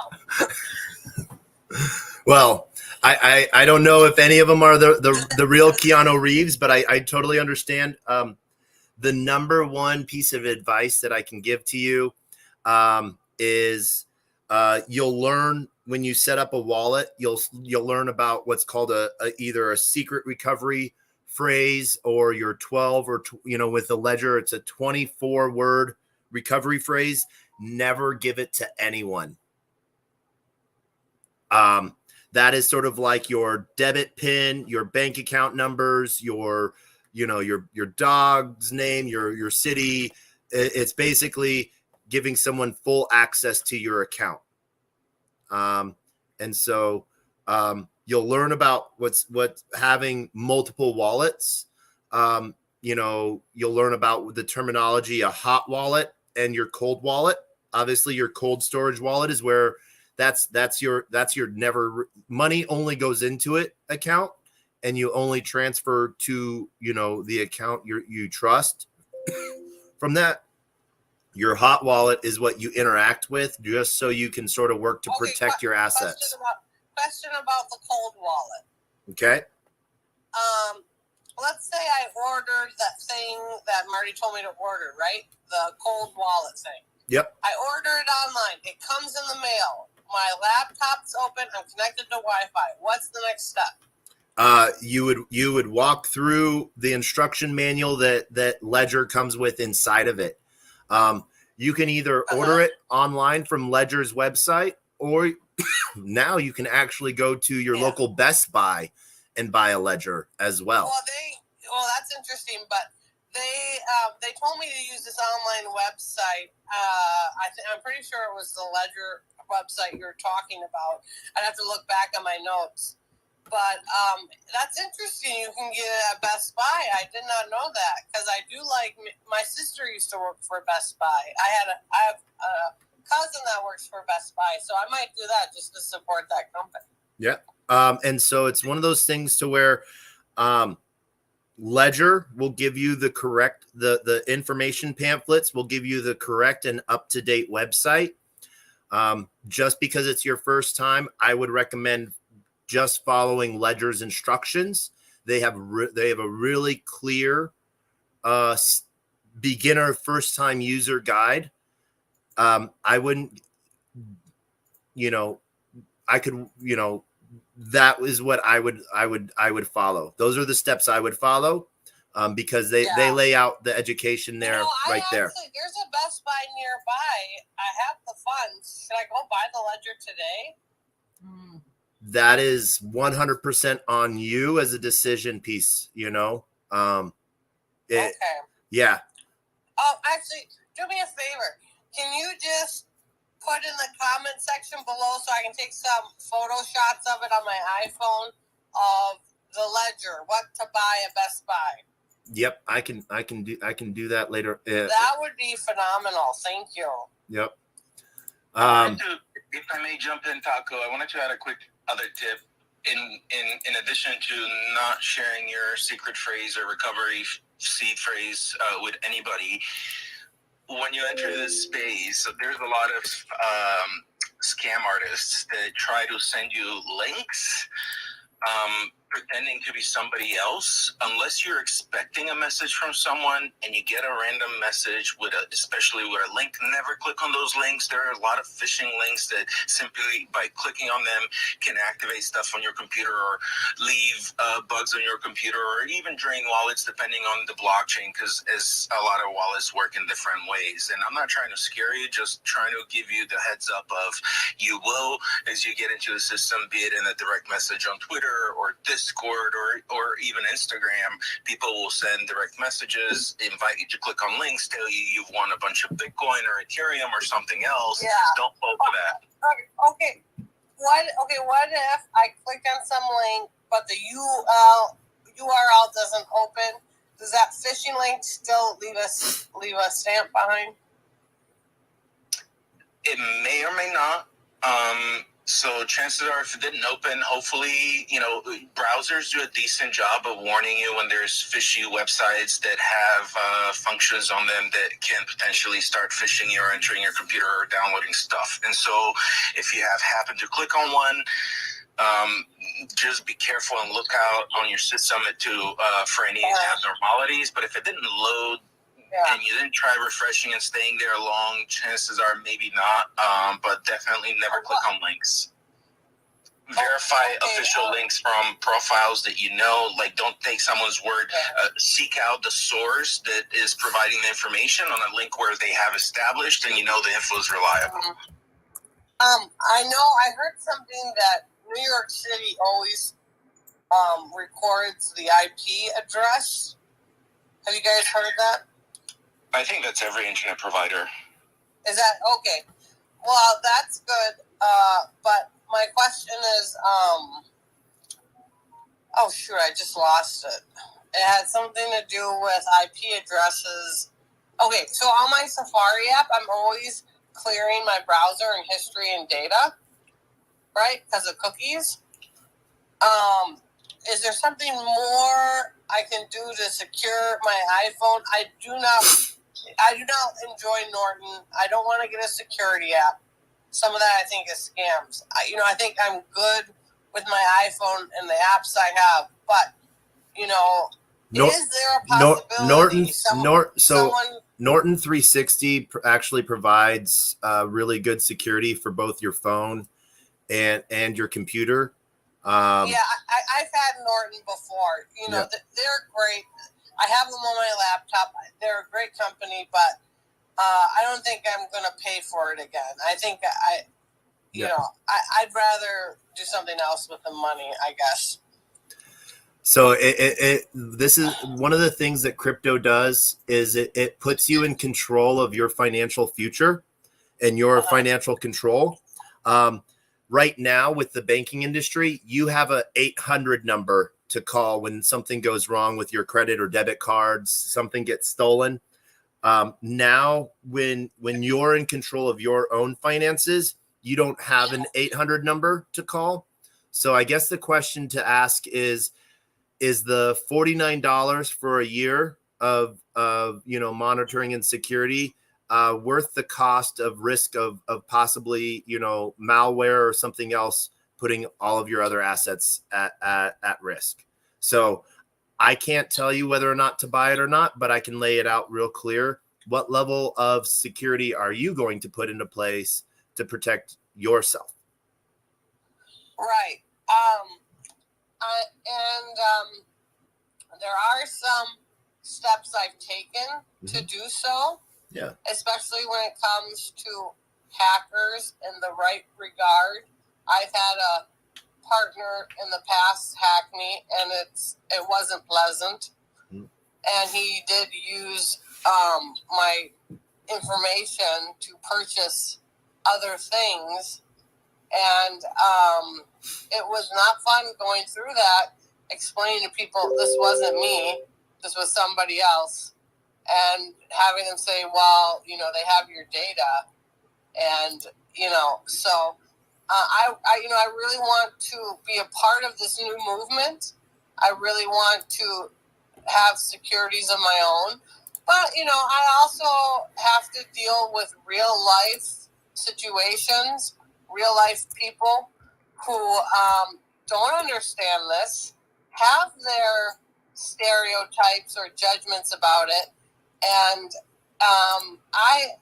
I'm 36. I have to communicate in a way that's respectful and sort of up to date because there is a lot of scams and there are hackers, and who suffer is usually, in my opinion, the weaker link, which would be women.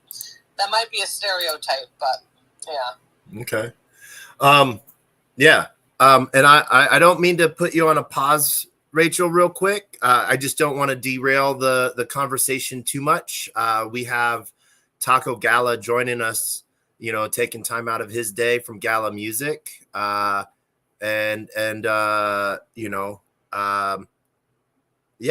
So this is a conversation I'm 100% want to continue with you, Rachel.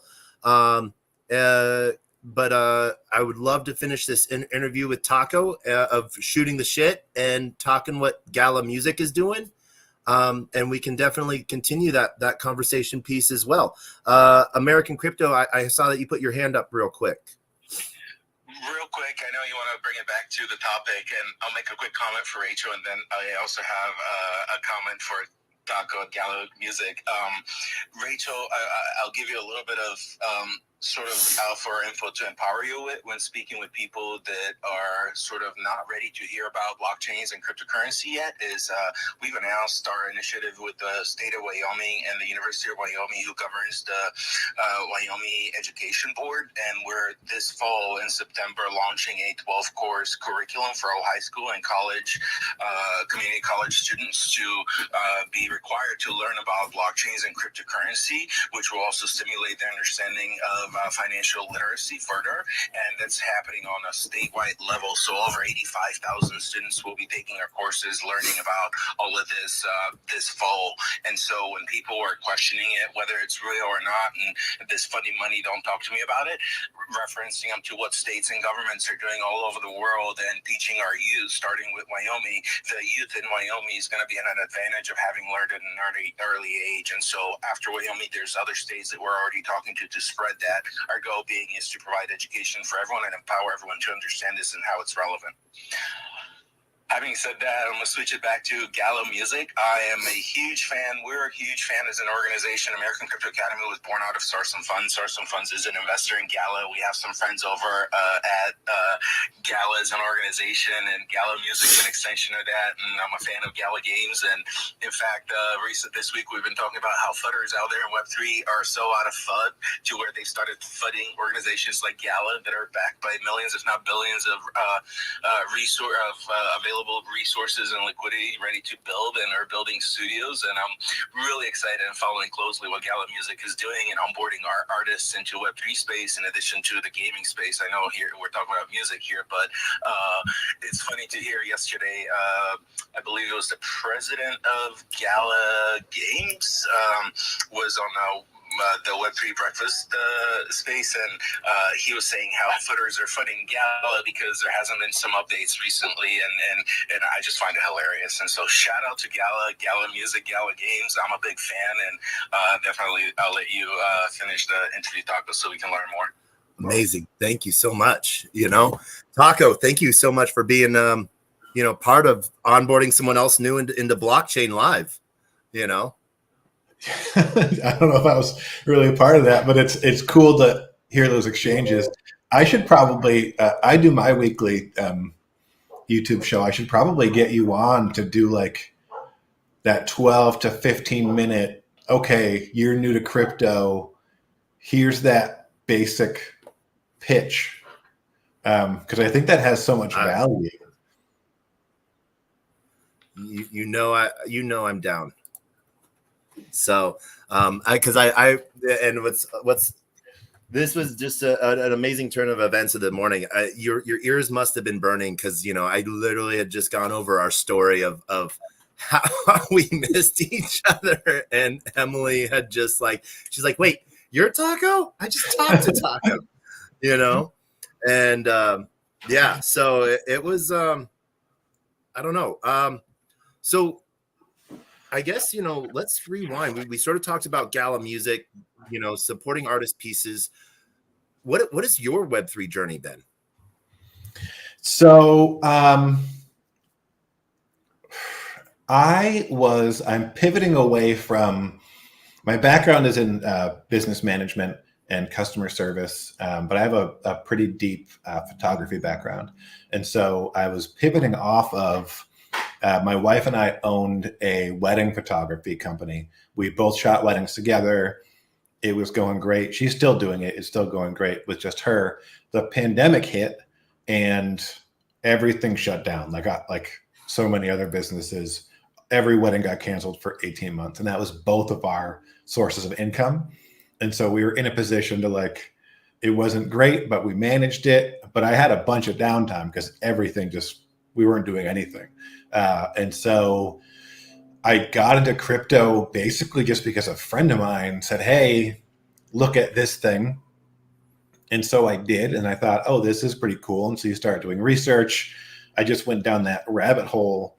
And then I found NFTs, and I found NFTs with utility. And I found, like with Gala Games, that, oh, wow, like we're doing a thing where there are game assets that have utility. And some of these games have an earning mechanism. And all that for me, I'm a gamer since I was a kid, like all just clicked in my head. Like all of this makes perfect sense to me. And so I was a part of the Gala community for a year before I even joined the company. Like I was just in there chatting. I went to the events, and it was finally got to a point where I told my wife, like, listen, I love doing the photo. I love running a business, but I'm going to go to work for Gala because I love what they're doing. And this is just making sense to me right now. And she was great. She's like, okay, we'll start just booking them just for her. And now I do this. And so, yeah, kind of just a happy accident, bored during the COVID. Okay. So it was one of those COVID transitions. So coming from photography, did you do any of like the one-of-ones and, doing any of your own art as NFTs? No, nothing. I've never done anything like that. No, it didn't even, at the time, I was just so hyped on what Gala was doing. It didn't even ever occur to me to be like, hey, like maybe we should release some NFTs and put some collections out. I still haven't, which is maybe crazy. I probably should. I have a massive fan base now that would probably love that. Yeah. Or at least like do some of your own pictures and onboard your family, Yeah. Yeah. That's actually would make some sense. It's not how like half my family understands what this is and they get it. And like they have NFTs, and the other half are like, it's so beyond foreign to them. Okay. What was one of the first Gala games that got you into Gala? Well, Townstar was probably the first one I started playing, but then just the fact like Miranda's was being built, it's still not released, but you could see what they're building. And just the vibe of the whole thing, you could tell they were building the right way.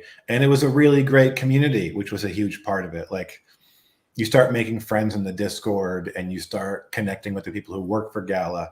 And that was it more than anything. Like you could tell it would be a great company to work for because of that, because of the community, because you don't know the people who work there yet, but you know them, the way that they're interacting and doing stuff. So it felt like this is just going to be a great organization to be a part of. Okay. And then for like, what was it Gala that put you into the music side of things? Was it that like, there was an ad place that you're like, I can do that. Yeah, I had interviewed for just a general community manager role. I had met with Bucks, the CEO, because I was just kind of relentless about the whole thing. And my timing, to be fair, was really good. It was at a point when the team was growing. I was going to events, and so I was tagging Bucks probably too much. I think it was like half annoyed, but half impressed with that. Like I'm in Massachusetts, and they had a music event in LA.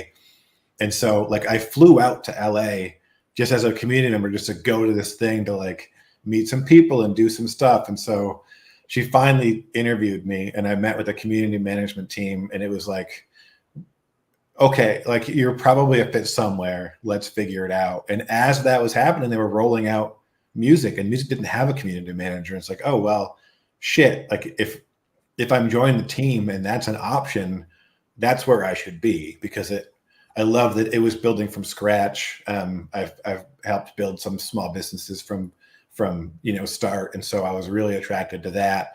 The fact that like, here's this brand new community you can help be a part of, from the beginning. And I'm just a a big music lover. So it was like, oh, this is like a perfect fit for me. And then we rolled out film. And so I sit across music and film. So I get to be a part of all of it is pretty special.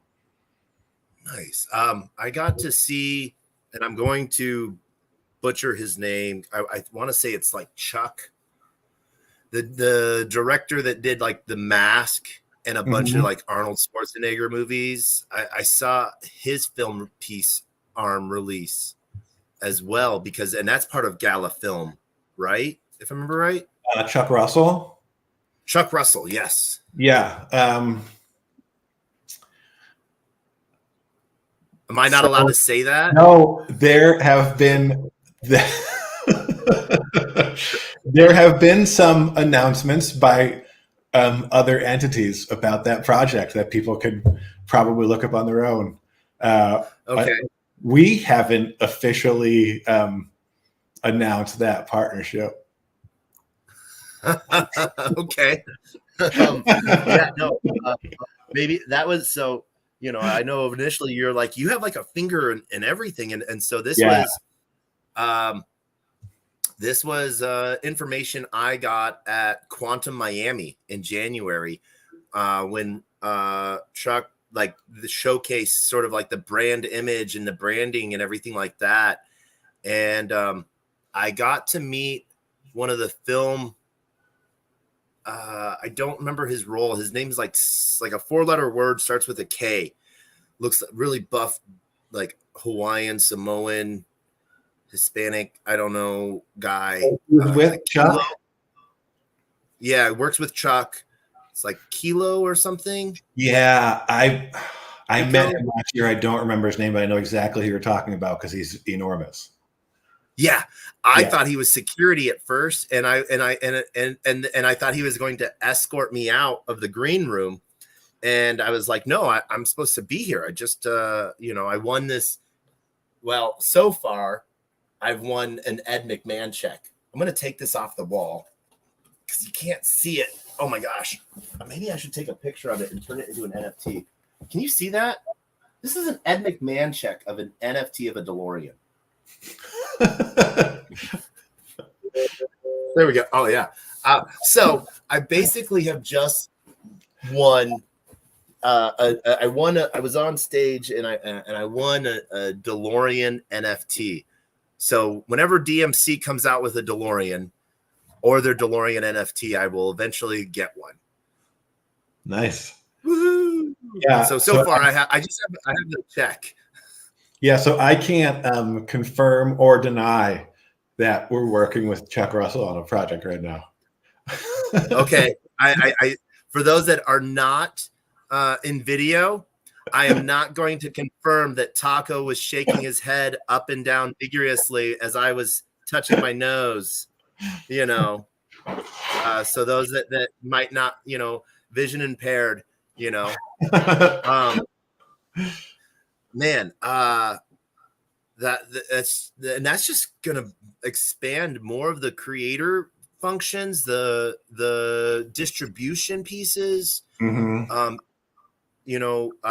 Last year at South by Southwest, I met some of the Marvel team from the Web3 team. Yeah, and I got some alpha, maybe because I wasn't, maybe because the person had partied. It was 3:00 in the morning. About how like the film was going to be distributed eventually, cell by cell as NFTs. Like I just like some of these idea pieces are just amazing. There's so much you can do. I love Gala music. Like I love interact with the artists. I think there's so much potential. I might be even more excited about film just because from the utility standpoint. So like Ghosts of Ruin's a great example. They're doing an anime right now. It's in production. And so we pre-sold those NFTs. And those NFT owners, and you don't have to do this. You can just buy the NFT to buy the NFT. But they're bringing those owners along on this journey. So they're having votes on things. And so you can vote on dialogue as an NFT holder. You get like this behind the scenes videos that nobody else is seeing. They do things where some of the upper level NFTs, they're recording you, they're writing you into it, like with a death drop. So your character, Taco, could have been in there dying in this anime. You could submit like graffiti art to be placed somewhere on one of the buildings in the anime, which for me, I'm stoked on stuff like that. Like then you're watching it later, like I own this NFT, but yeah, that's Taco in graffiti art in this anime. And that's the kind of stuff that you can do when you're going like through a production. It can be set visits. It can be, you know, signed whatever stuff somebody stole from on set. Like there's a million possibilities. And that's just, as far as like, that's what I point to for like NFT utility. Like this is why we do this. Yeah, it literally puts it right back into the hands of the consumer. You know, and you know, you don't even get ticket stubs for movies anymore. You know, to remember like movie releases.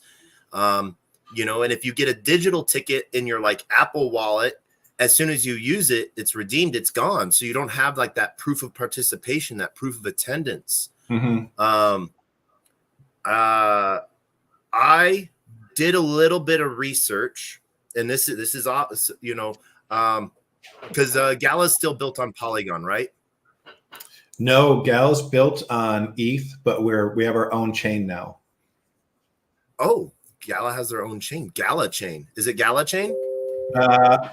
It has an official name that has not been announced yet. Right now we're calling it Gyri, Gyri. I don't know where that came from. It has a different name when it I don't know why we haven't announced the actual new one yet. Gyri? Gyri, Gyri. GR. Okay. Yeah. How come disappointed you didn't know Gala had just launched their own blockchain? Well, I can tell you about Nautilus chain. I can tell you about Psi chain. I can tell you about Aurora Plus now has individual chains. I can tell you about I'm just giving you a hard time. Football chain. Yeah. I'm just giving you a hard time. I can tell you about Keck chain. So you know about every chain except for our chain. Oh man, it's not 100% launched. Like Spider Tanks launched on it. We're building music on it, so it's not like 100% out there yet. And so actually, I do have it loaded up because I have a Spider Tank. Yeah, I have like a Gen 1 Spider Tank. So I know I've seen the NFT, so I know I have it loaded up in like the 40, 50 chains that I have in my MetaMask. So I know I've seen it. So I'm there. Yeah. The 40 or 50 chains in your MetaMask. I've got like 4. I'm so behind. No, don't think that you're behind. I don't know. Yeah. Let's see here. Just this is a I don't know. A Gyri is a fold or bump in the brain. I don't know if that has anything. Yeah. It is responsible for motor cortex and voluntary movement. So that sounds like dancing. Okay. All right. Yeah. Maybe. We'll go with that. It's interesting. I don't for me, from a marketing standpoint, not to be critical, I don't know where this name came from. I don't want to have to spell it to you. Like you're trying to find it right now, and it's not. Gyri could be spelled 9 different ways, and that for me, that's a problem. You know, I want you to just go find it. Yep. Yeah. I same thing. And the reason why I don't like these, like, yes, it's a very unique branding when it comes to like SEO, but then it also allows for someone spelling it wrong and someone having claimed that and going down a path, you know, good thing it's not the end use. Yeah. Yeah. I don't actually remember offhand what the end use is. Yeah. I have the same issue with some music artists who spell their names in ways that are unnatural, and like they'll add in like numbers where they're supposed to be letters and different stuff. And because it looks cool sometimes, but also then when I go to Spotify and try to type in your name and I cannot find you, and then I'm moving on to whatever else I was doing, and then I haven't discovered you probably. So this I that is sort of hilarious. I got to meet this music artist, I don't even know, like not a decade ago. 8 years ago. I used to there was a point in my life I was going to school full, I was managing a bunch of GNCs, and then I worked night at head of security of a nightclub. And so I got to meet a lot of musicians, and this was a Club Vinyl in Denver. And so I had the artist's name on paper and waiting for him. And so when I was like, "Are you Dead Mouth 5?" And then the next week it was Mishcraft. I was like, and they're like, "No, it's Mastercraft." I was like, "No, it's not. It's Mishcraft." No, it's definitely not. Yeah. And once you're famous, it doesn't, then you're fine. But like, until you get to that point, why are you creating these hurdles for yourself? Yeah. So, we were talking earlier about like all of the different platforms, there Gala Music, Sound XYZ, Showtime. I don't know if they were the first, but they were the first that sort of popped into my head. Realm, Blau, or 3 Lau. Yeah. And Justin's platform and stuff like that, doing things with what was that he released? The Chainsmokers. Yep. And stuff like that.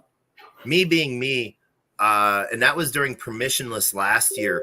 I just walked myself on stage while he was performing, and I'm like, they're like, "What? How do you know?" I was like, "Oh, I share Twitter stages with him," and people just like let me through. I don't know if it was like, and next thing you know, I'm literally doing a TikTok, or not a TikTok. It was a Snapchat of me, on stage, there. And then when Permissionless was like showcasing some of the pictures of last year, I was like, "Oh, there's me." And they're like, "Where?" And I was like, "They're on stage." And they're like, "No, that's not you." And so then I shot back the Snapchat, and they're like, "Oh, that is you." So I think I got into a really cool discussion with the Permissionless intern. Mm-hmm. Yeah, it's weird now how how Twitter Spaces is like, that's a credential now. Like, "Oh no, I've been on Twitter Spaces with a guy. Like, we're probably best friends." Yeah, definitely. I think that's also one of the really cool things, because it everyone sort of feels like they're like, "How do you know this guy? His name's Taco." And I'm like, I'm Taco everywhere. Everyone knows my face. Everyone knows me as Taco. No one knows me as Steve Smith. And it actually bothers some people, even people in Web3 that are like in Web3. They're like, and I'm like, "But what's your name?" And I'm like, "Taco. Player One Taco is my name." And do you have that? Like, does your family call you Taco, or No, nobody in my real life knows me as Taco. When they accidentally find out because they stumble upon like a YouTube stream, they think it's hilarious. But that's all completely separate. Even when they, like, ones who know what I do and understand NFTs and know that I like work for Gala, I'm a community manager, they know the VOD, they still don't really know that it's like a separate persona. But because I started in the Gala community and on Discord as Taco, that's what everyone has always known me as. And then when I joined the team, everyone on the team knew me as that from the community as Taco. So any event, anything I go to, I just introduce myself as Taco. And sometimes, yeah, I'll get there. People will be like, no, what's your real name? It's like, my real name is Taco, because in this universe, no one knows my actual name is Matt, which is like, even saying the word Matt, that sounds so dumb. I just did the interview I did with Girl Never. She like introduced me as Matt. It's like, it just sounded so insane because I spend 12 hours a day as Taco, and it's like it's not a different person, but that's who I am here. Yeah. My grandma came onto one of my Twitter spaces when I was at her house, you know, and I was like, you know, I'm just so you know, I'm Taco, you know, so and I'm live on air, and she's like, okay, all right. So an hour later, she comes up and she was like, excuse me, but Taco has to go. Grandma Taco just made dinner, and Taco has to. And I was like, that is amazing, Grandma Taco. You know, so like, that. You know, but yeah, no, it's weird because, for me, I looked at it as like sharded personalities in a way. Mm-hmm. You know, in one community, I was player one Clash. In another community, I was player one Rival. In another community, you know, in another life, I was Big Viking Guy. You know, and then I was player one Taco, and it was, you know, sort of rolling them all out, just, you know, started by changing the username, you know, mm-hmm. And it sort of brought it all into me, you know, into just one personality, to where like wherever I go, I'm Taco, you know, mm-hmm. And they're like, well, what's your full name? And I'm like, player one Taco.eth, you know, but that's a mouthful. So you can call me Taco. Mouthful, but a good one, you know. I don't know. So, okay, here's a crazy question. If I came to work for Gala, yep, would I be Taco? Would I be Taco 2, or would I be the other Taco? Or would I be one Taco? That's a great question, because I think you can have two guys named Bill on the same team, right? I don't think you can have two. To answer the question, I don't think we could hire you, right? But two tacos, if you have a plate with one taco, you're like. I feel like it feels like if you were going to join Gala, it would be on the game side, because that's the side that also does like the node team is over there. Like a lot of that, the tech side is more on that side of Gala. And I think if games had a Taco, and then entertainment, which is, you know, film, music, Vox, I think if they have a Taco, then I think it's probably okay. Man, but what happened if I want to work with you? I guess it would just be Taco 1. Okay. I don't know. All right. But then I would be Taco 2. I'm not Taco 2. Yeah. I don't know. It's complicated. Man, yeah. I think it'd be cool to work with you, but honestly, behind the scenes, I'd probably get that shut down. Like you apply and be like, yeah, great candidate. He checks all the boxes. We're going to make him an offer. And I'd have to be like, oh, I didn't want to have to bring this stuff up, but yeah, I know. So I have some stories from back in the day at Club Vinyl. Like, there's just some stuff you guys need to know. Hey, I have a stellar record at the club. This was okay. Two stats that were on boards. These were the worst stats to have on the board.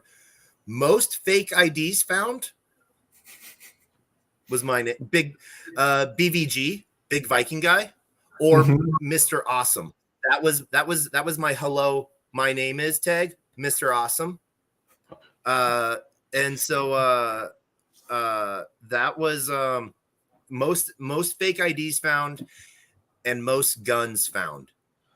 Oh, okay. Yeah. So yeah. So that makes me feel like, so the other people who were checking means there were probably some fake IDs and some guns making it through security. I don't know, but yeah, it was I don't know if that was not the game board that you wanted to be on the top of, but it ended up for a good payout bonus occasionally, So sure, you get like $10 for every gun you find or something like that. I think it was a little bit more. Hopefully, it was a little bit more than that. I don't know. Yeah, I don't know. I don't know how many guns you were finding. Yeah, I guess. Yeah. A couple extra tips. But yeah, no. I don't know. Hot Boy Records, fun times. Those were fun times. So, I don't know. Is Gala Music going to be doing something at Permissionless? I don't think so. Oh, I don't ever know. And honestly, like they do stuff on the game side that I don't always know about until it happened, like until it's happening. We have a bunch of stuff planned for music and for film over the next 4, 5, 6 months. Like for each of them, they each have their own activations we're going to do. So I don't think Permissionless, but I mean, who knows? Things just kind of pop up. ETH, what are the next IRL events? ETHCC, Nashville, or just the side film and music events? I think it'll be like side music and film events. Okay. On film, we're going to do this is all stuff no one's ever heard before. We're going to have some activations, basically as like the launch of film when it launches in a few different cities, which will be really cool. Music, we're going to be going to some music related events. We're working on some partnerships right now, which will be, I think, pretty cool. Yeah, stuff like that. I want to put together some like songwriting camps because I've been like super into that idea lately. I think it'd be really fun, but do that through music and film. Like, so the musicians are there, you can film it for content for the film side, but then like whatever songs end up getting written, those could be dropped as NFTs on the music side. So I think there's options for that kind of stuff. Man, one of the coolest songwriters I know, Dan the Lost Boy. Yeah, he was at VCon. I know. Yeah, I missed seeing him personally. I met Dan originally last year in Toronto for ETH Toronto and Futurist and stuff. Yep. Got to meet him in person, and we've shared a lot of spaces since then. He drops the beats. Last space I was in with him was a Pudgy Penguin space, and he was doing a sea shanty. He seems like a really fun guy. I met him for the first time at VCon, and we haven't really connected. Hopefully, I mean, we're going to be dropping that track on Gala, so hopefully I'll be able to spend some more time around him. But yeah, that's really cool. It's interesting with the different like conferences and stuff, because it, like for music or for film, it has to make sense. Like, are these the right people to be sharing this message with? And sometimes it is, and sometimes it isn't. Like VCon made a ton of sense because that community feels a lot like our community, like their passion for VFriends, and there's kind of the same sort of vibe. And so I don't know if to call it a target market, but like, oh, these are the kinds of people you want to have around, And Gary's obviously Gary. Yeah, Gary's Gary. No, and that's one of those things I think as the onboarding of users becomes easier, and and I tell this to everyone, I'm like, mobile apps is the way, enhanced web apps, to where there's that little download button, so it's an easy access, Yeah. Just because we see that it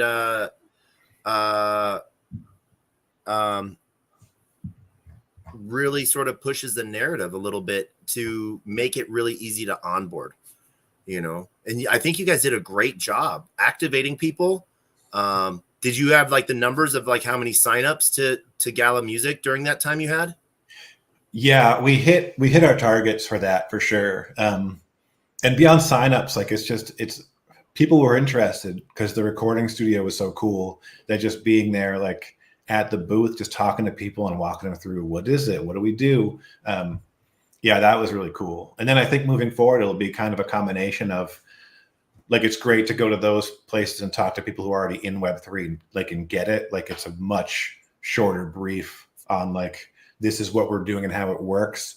And then doing stuff like, you know, activations at festivals where it's that mass market music lovers, I think would make sense. Yeah. One of the things I think you guys did amazing was the silent disco piece too, you know, so you had artists showcasing their songs or just spitting out bars randomly. And, you know, so you weren't taking away from VCon, you had the headphones, you know, you had a great team there that was helping and recycling headphones, making sure anyone, you know, like, hey, explaining what was going on. Mm-hmm. You know, and then you had Bucks out there in her outfit, you know. I literally have a blockhead talking to me. Hi, I'm the lead of Gala Music, you know. Yeah. You're the other people would come by and ask if Bucks was around and be like, yeah, in that giant foam head, that's the CEO of our company right there. Yeah, and it's crazy because most people I don't think even know what that is. Like, that's one of our Vox characters from the game side. But if you don't know what Vox is, you don't know that like that pink engineer is her, like, you know, everything within the Gala. She's like, oh, she's dressed in this weird costume for no reason, which is, for me, is even better. Why is she wearing that giant big head? It's like, because she's the CEO. I don't know.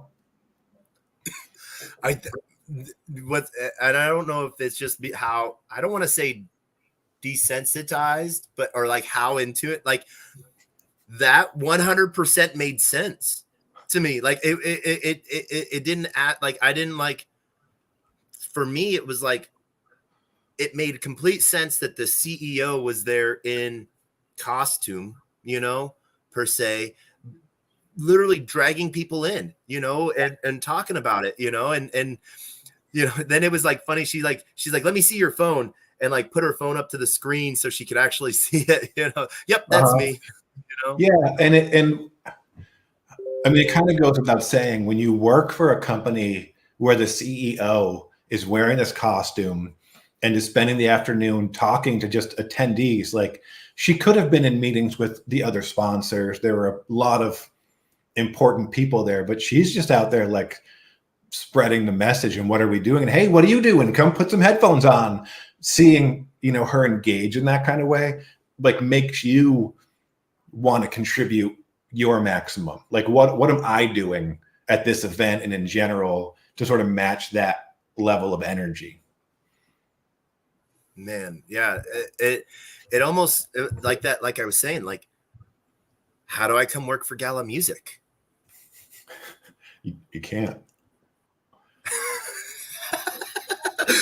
Even if I just like the other taco. I'll take the name. We'd have to figure it out. Hey man, the team is growing right now. If you go to the Gala site on the careers page, there's stuff up for games, music, and for film. So I don't know, check it out. It sounds like you'd be qualified for a lot of different stuff. Honestly, I think we could figure it out. I wouldn't make sure you didn't make it through. If you were the right person for whatever the role, we'll work through it. We'll figure it out. Oh man, that would just be hilarious. No, I wasn't hired because my name's Taco, and there's already we would love to hire you, except we already hired a Taco, and we feel that would confuse the community. Right. Yeah. Or the existing Taco has a really fragile ego and doesn't want to even mess with it. Oh man. Yeah, no, that would be amazing.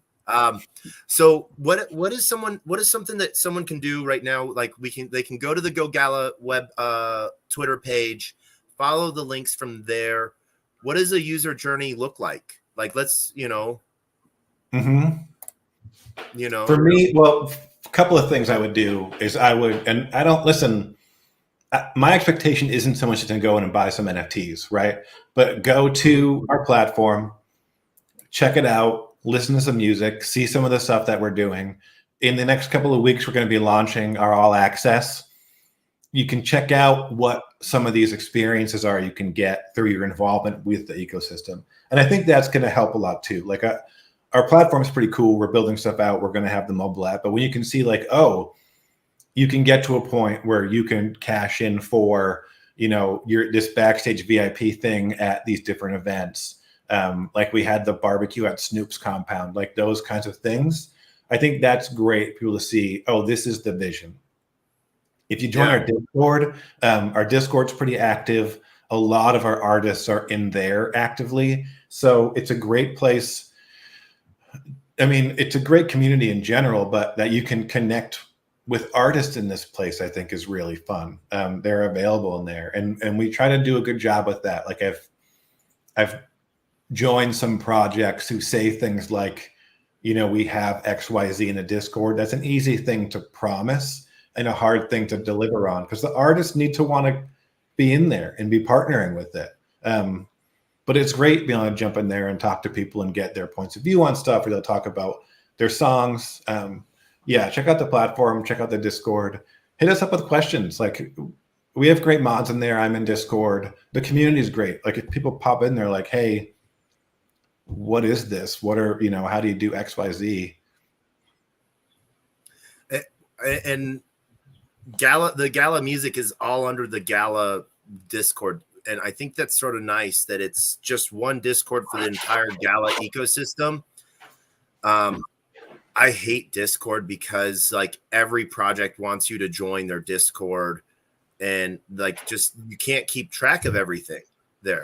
I'm in 50 Discord servers, and some of them I'll check in sometimes because I'm waiting on certain announcements or I just want to go see what's going on. You're 100% right.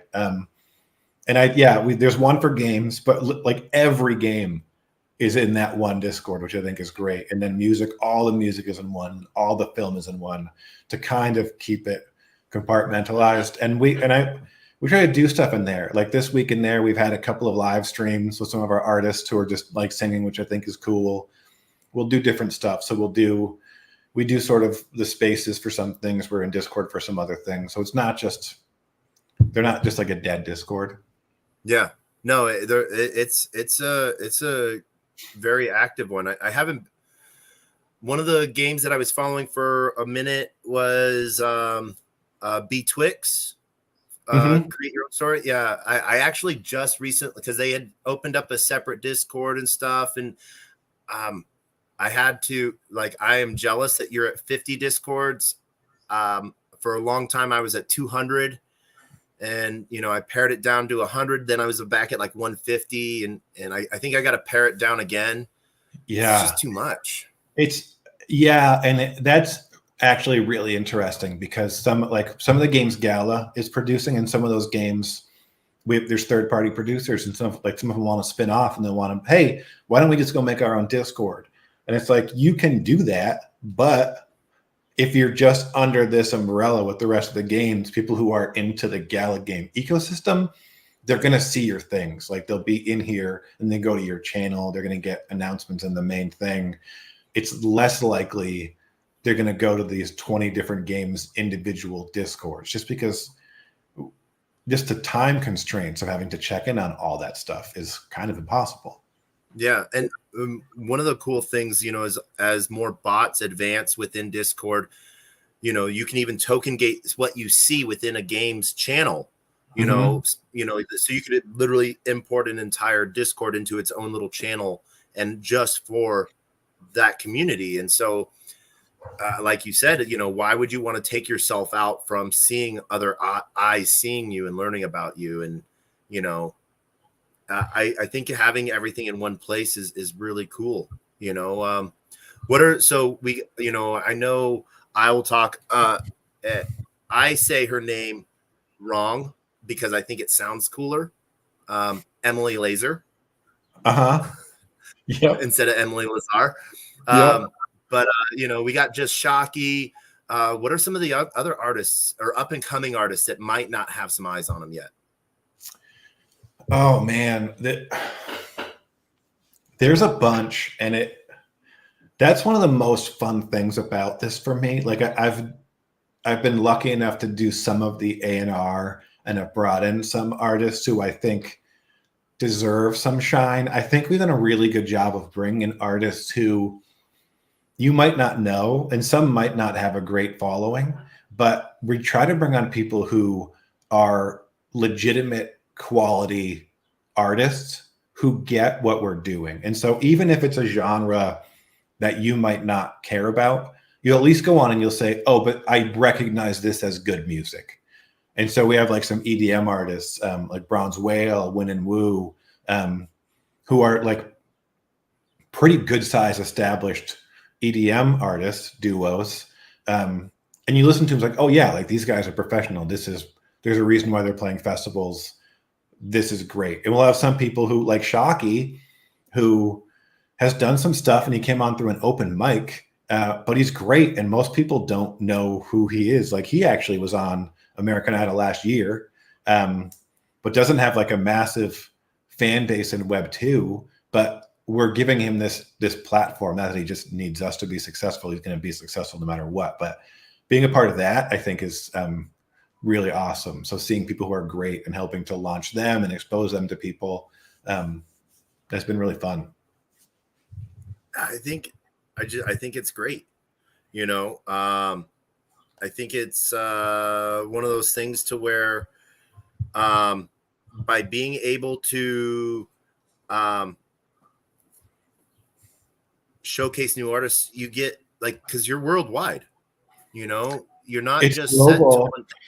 Yeah, and that's part of the fun too, is like we recognize that we're global, and so trying to bring in our community, like we know we have a big Spanish speaking community, and so we're working with this guy named Lava, who's a part of the community, to bring on reggaeton artists, and so our Spanish speaking community, and that's the fastest growing genre in the US right now. So we brought on a few of those artists, an artist named Bry, who, if you're into reggaeton, would probably recognize. He's joining the platform in a couple of weeks. He has like 13 million monthly Spotify listeners. And so you might not know him if you don't follow that genre, but it's cool to have something like that on the platform to expose people to that genre. Like I'm listening to music and then also, oh, who's this guy? Because he's a real person. Like he's a legit, has that kind of following. So that's also really cool. Nice. That's I think that lays, because Gala has the multi-language channels, you're just, blockchain music is one of those things that has brought cultures together, and it just makes it so you can play it anywhere. You don't have to worry about anything. What are some of the roadblocks that you see coming up or that you've been hitting in Gala music lately? I think, well, the first one is just getting everything out there, right? Like we launched the platform because we wanted to launch the platform, but we don't have the mobile app yet. And so obviously there's people waiting for that. It takes some time to develop stuff, and not everybody is as patient with that as you would want them to be. Like everybody just wants everything right, and I get it. Like we have people who bought nodes a year ago and are, hey, when is this thing going to be fully formed?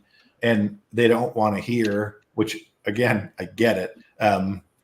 It's the end goal for us, it's short term, middle term, like long term, right? Like we're doing XYZ right now. What is things going to look like in 6 months? What are things look like in 6 years? Because you're growing toward a thing. Like you're not going to get mass adoption immediately. Like right now, you're growing into the Web3 space, and you'll grow into just those people who are like about to get into the Web3 space. Like I'm not trying to get my mom on here right now. And so a bunch of years from now, sure, maybe, but it's that growth and having people be okay with it takes a little bit of time as we like this is also brand new. And so it takes a bit to do it and learn and break it and try it again and grow. But everyone's been so far really great. Like it's a great team. So yeah, I think that's the only real roadblock is just time, wanting to do so much all at once. Yeah. Do you find, are you guys like, I guess, are you guys starving for artists? Do you have like a plethora of artists that are like in backlog waiting to sign up? You know, Yeah. what is that? Yeah, I wish we could bring on more. It's just so far as we've launched, it's been kind of a white glove service. Like I think we have 70 signed now, around 60 have been released. There's definite interest and we're kind of connected to a lot of people. And it would be at some point down the road, we want to have a system where it'll just be like a self-serve and you can come on and launch your music. But there's sort of a balance of what the market needs, how bringing on X number of tracks, how that affects, the earning ecosystem, like the token distribution.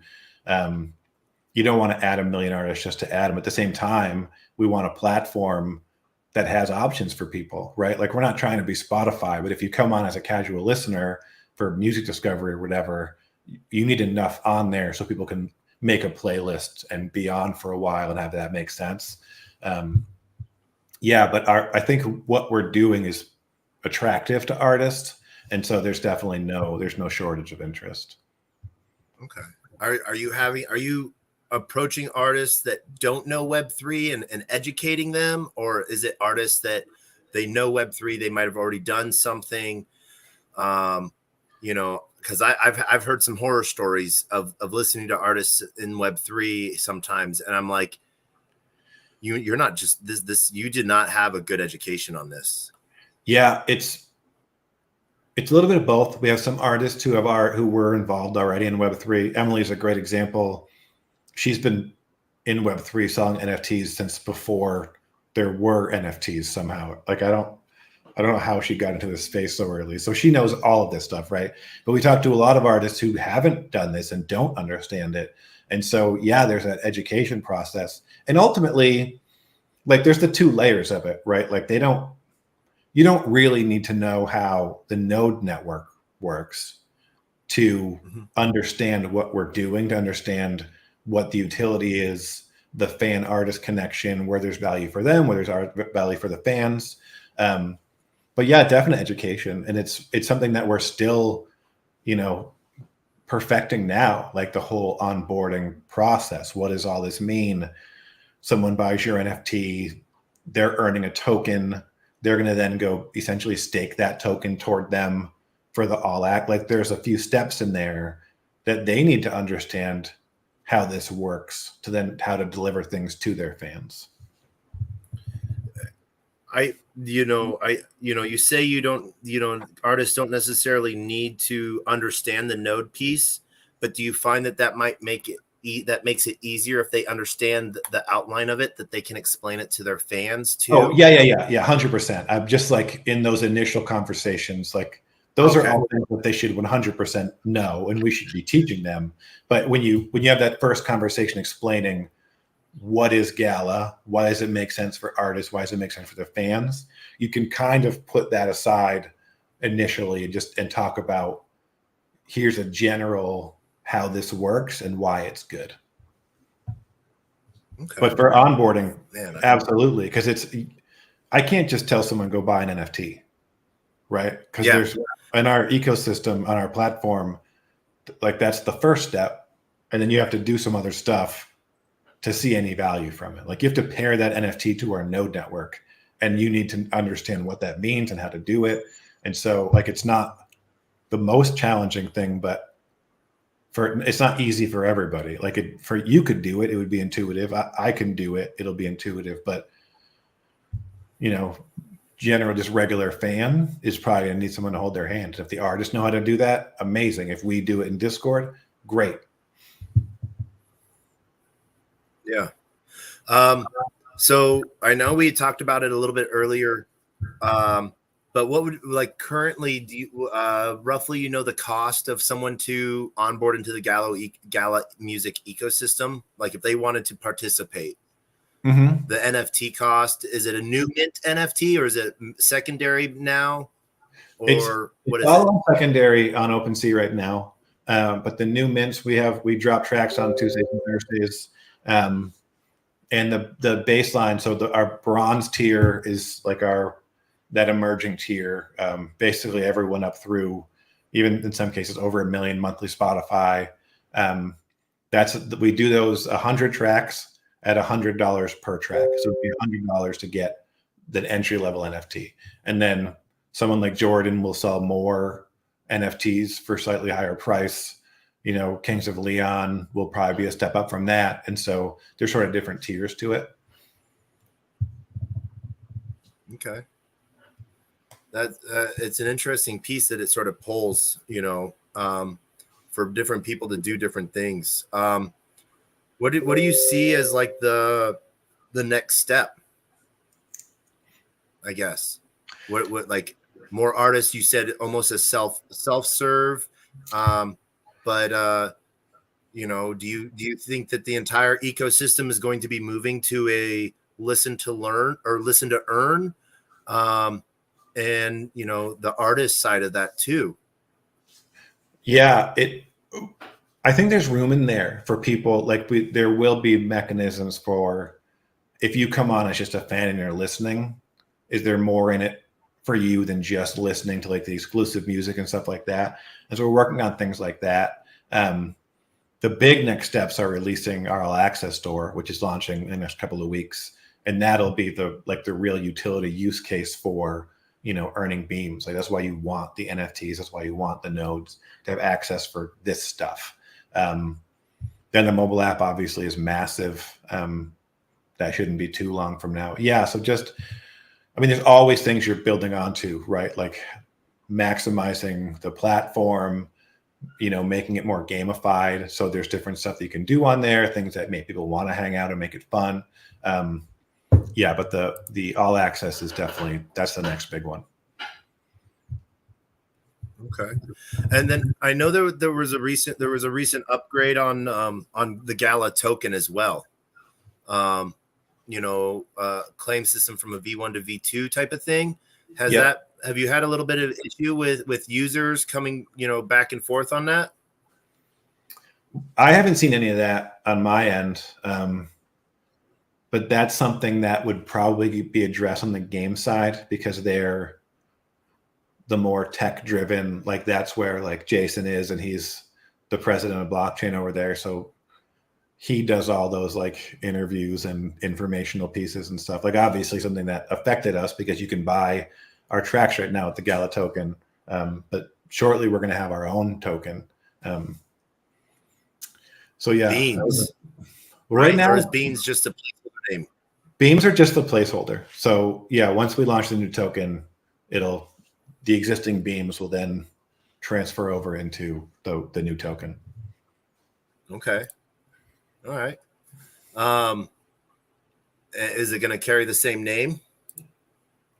No, the token will have a different name, which I cannot share. Okay.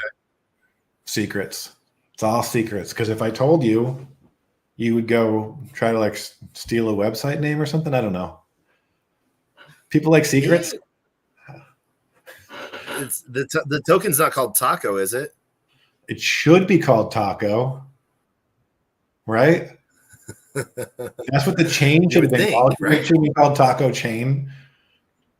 Yeah, I don't know. And then some of the team doesn't take me that seriously. Like they don't understand the impact that people like us are having out here. They don't get it. Do you are you on Solana at all? Yeah. It's been a bit since I was on there. You need to send me your Solana wallet address. Okay. So I can send you a piece of a Taco token. There's a Taco token. I will send you a Taco. What? Oh, I have Taco token couple chains. Yeah. Awesome. Yeah. I will absolutely do that. Yeah, I've got my Phantom wallet. Yeah, we have Taco on Solana and on Neo. We need more. I've earned them on other chains. Yeah, Neo. I've been on Neo for a couple of years. They upgraded their chain in 2021. They rewrote their entire Genesis, reissued their entire Genesis block so that smart contracts could be written in like JavaScript, C#, C++, as well as Solidity, Viper, and Rust. So like they were just sort of making it so that their environment could be accessible by any developer. And so I think that was sort of cool. And there's a big, I want to say mystification that, you know, to be an artist or create something on blockchain, you have to know code, especially, you know, and I think musicians get freaked out by that as well. And I'm like, there's platforms where literally you can click and drag and drop a song and it will turn it into an NFT to launch. Yeah, it's easy now. You know? We do all that on our platform for artists. So they just give us the cover art or whatever that they're using for that stuff, and then the track, and we build it all. But yeah, there's places you can go now. There's no reason why I shouldn't be dropping my own songs on all the different platforms. Yeah, or at least your art. Sure, I should be releasing my art. I'm so stupid. No, I think it's one of those things to where it's like, do as I say, not as I do, you know? Yeah. Where we give everyone this great advice of doing these things and teaching them how to do it. But then we don't do it ourselves. Yep. You know, I think that's one of those things to where we sort of shortchange ourselves. So, yeah, I don't know, man. All right. So, man, you have been here for a minute with us, and I want to thank you for taking the time. I don't even honestly don't even know when I joined this thing. It's 1:15. I want to say like 2 hours ago. Let me man, you're like, what meetings have I missed? No, you might be. That might be right. Yeah.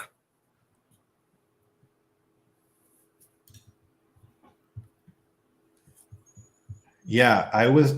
Yeah, it's been at least that long, because my interview with Girl in the Verse was at 10, and I talked to her for like 45 minutes. Yeah, so it's been like 2 hours. That's crazy. Yeah. Some of these things just fly by. Like I guess I'm lucky, because I think there's probably some people in this position, like community managers or whoever, who like they have to do like spaces or they have to do interviews, and it's like a drag, and they're like, oh my God, I have to spend. I like it. Like if you're in a space just hanging out and it's an hour and a half, or in this case, 7 hours, like I'm not having a bad time. So I don't notice it. Yeah. I don't know. I think it's fun. And I think it's part of the community. There's some spaces you're just like, can this be over yet? And other times you're like, oh my gosh, that was 2 hours and they're closing it down. And you're like, oh, you know? Yeah. I think it depends a bit on what's going on. Like we did like a community roundtable type thing on Monday and in Discord, and it ended up going like 4 hours, and people were in there like the whole time, and it never felt like it was that was long. But at the end of it, you're like, what did we just do? This was half of a day, guys. Like, you have jobs, right? Yeah. Sometimes they're great. Yeah. Sometimes there are spaces where you're like, okay, wow, I can't believe how fast that 20 minutes went by. Thanks for coming, everybody. Yeah. Definitely. All right. So, I guess, final thoughts on everything. Call to action. Yeah. Final thoughts. I saw that you were doing a space, and so I hopped into it, and it turned into a 2 hour chat on StreamYard. And this is, I shouldn't admit this. This is cool that you can watch the live video from this in Twitter. I have not done this before, but I need to figure it out, obviously, because it's so smart. Like we do our weekly show that we were just doing it on YouTube, but now we're putting it on Twitter because of course you should also be putting it on Twitter. Yeah. I'm still learning. We're all still learning. So this was good. Final takeaways. StreamYard's cool. StreamYard's fun. Huge shout out to StreamYard. They've been a really cool partner for me. They brought me on as an ambassador, so I got a discount and I get to promote them and help other people sign up with them. If you so want to sign up, let me know and I will send you my link. We've been using we use Riverside for the interviews, which is like a podcasting recording thing, which has been fine. I don't even know how you got this onto Twitter. So like an integration with Twitter. I don't know how any of this worked. You were just like, yeah, we're going to switch to video, and this happened. I don't know. That's cool. So I have this streaming right now to 2 YouTube channels, LinkedIn, Twitch, Twitter, and a Telegram channel. So if I wanted to, I could feed it into a Discord. So can you tell right now what the audience is across those channels? How many people are watching this? No, sometimes the LinkedIn is a one-way feed. I think we have some people in Twitch watching. We had some people in and out from YouTube. Twitter, because Twitter rugged us 3 times, it's had to restart the room and stuff like that. So where I go back and I see and then if people are watching it on Twitter, just the video, I don't get to see that until you go and look at the video and stuff like that, Yeah. So I know yesterday we had 70 plus people come in and out of the room and stuff like that and listen, and then we had a bunch of people re-listen to it, which is always cool. I'm always grateful for everyone that re-listens and feels that rather than going to something live, they want to come listen to what I'm ranting about, Yeah. That's always super fun. We get that with our spaces a lot where there'll be 12 people in the room live, but you look back a week later and it'll be like 300 people listen to it because they weren't there for it and they wanted to go back and check that out, which is always like, oh, that's fun. So we're streaming everywhere right now. Yeah. There's a couple other, and we are streaming, but it's not an analytic I can track, but in my metaverse now, in my 3 lands room that I'm building out slowly.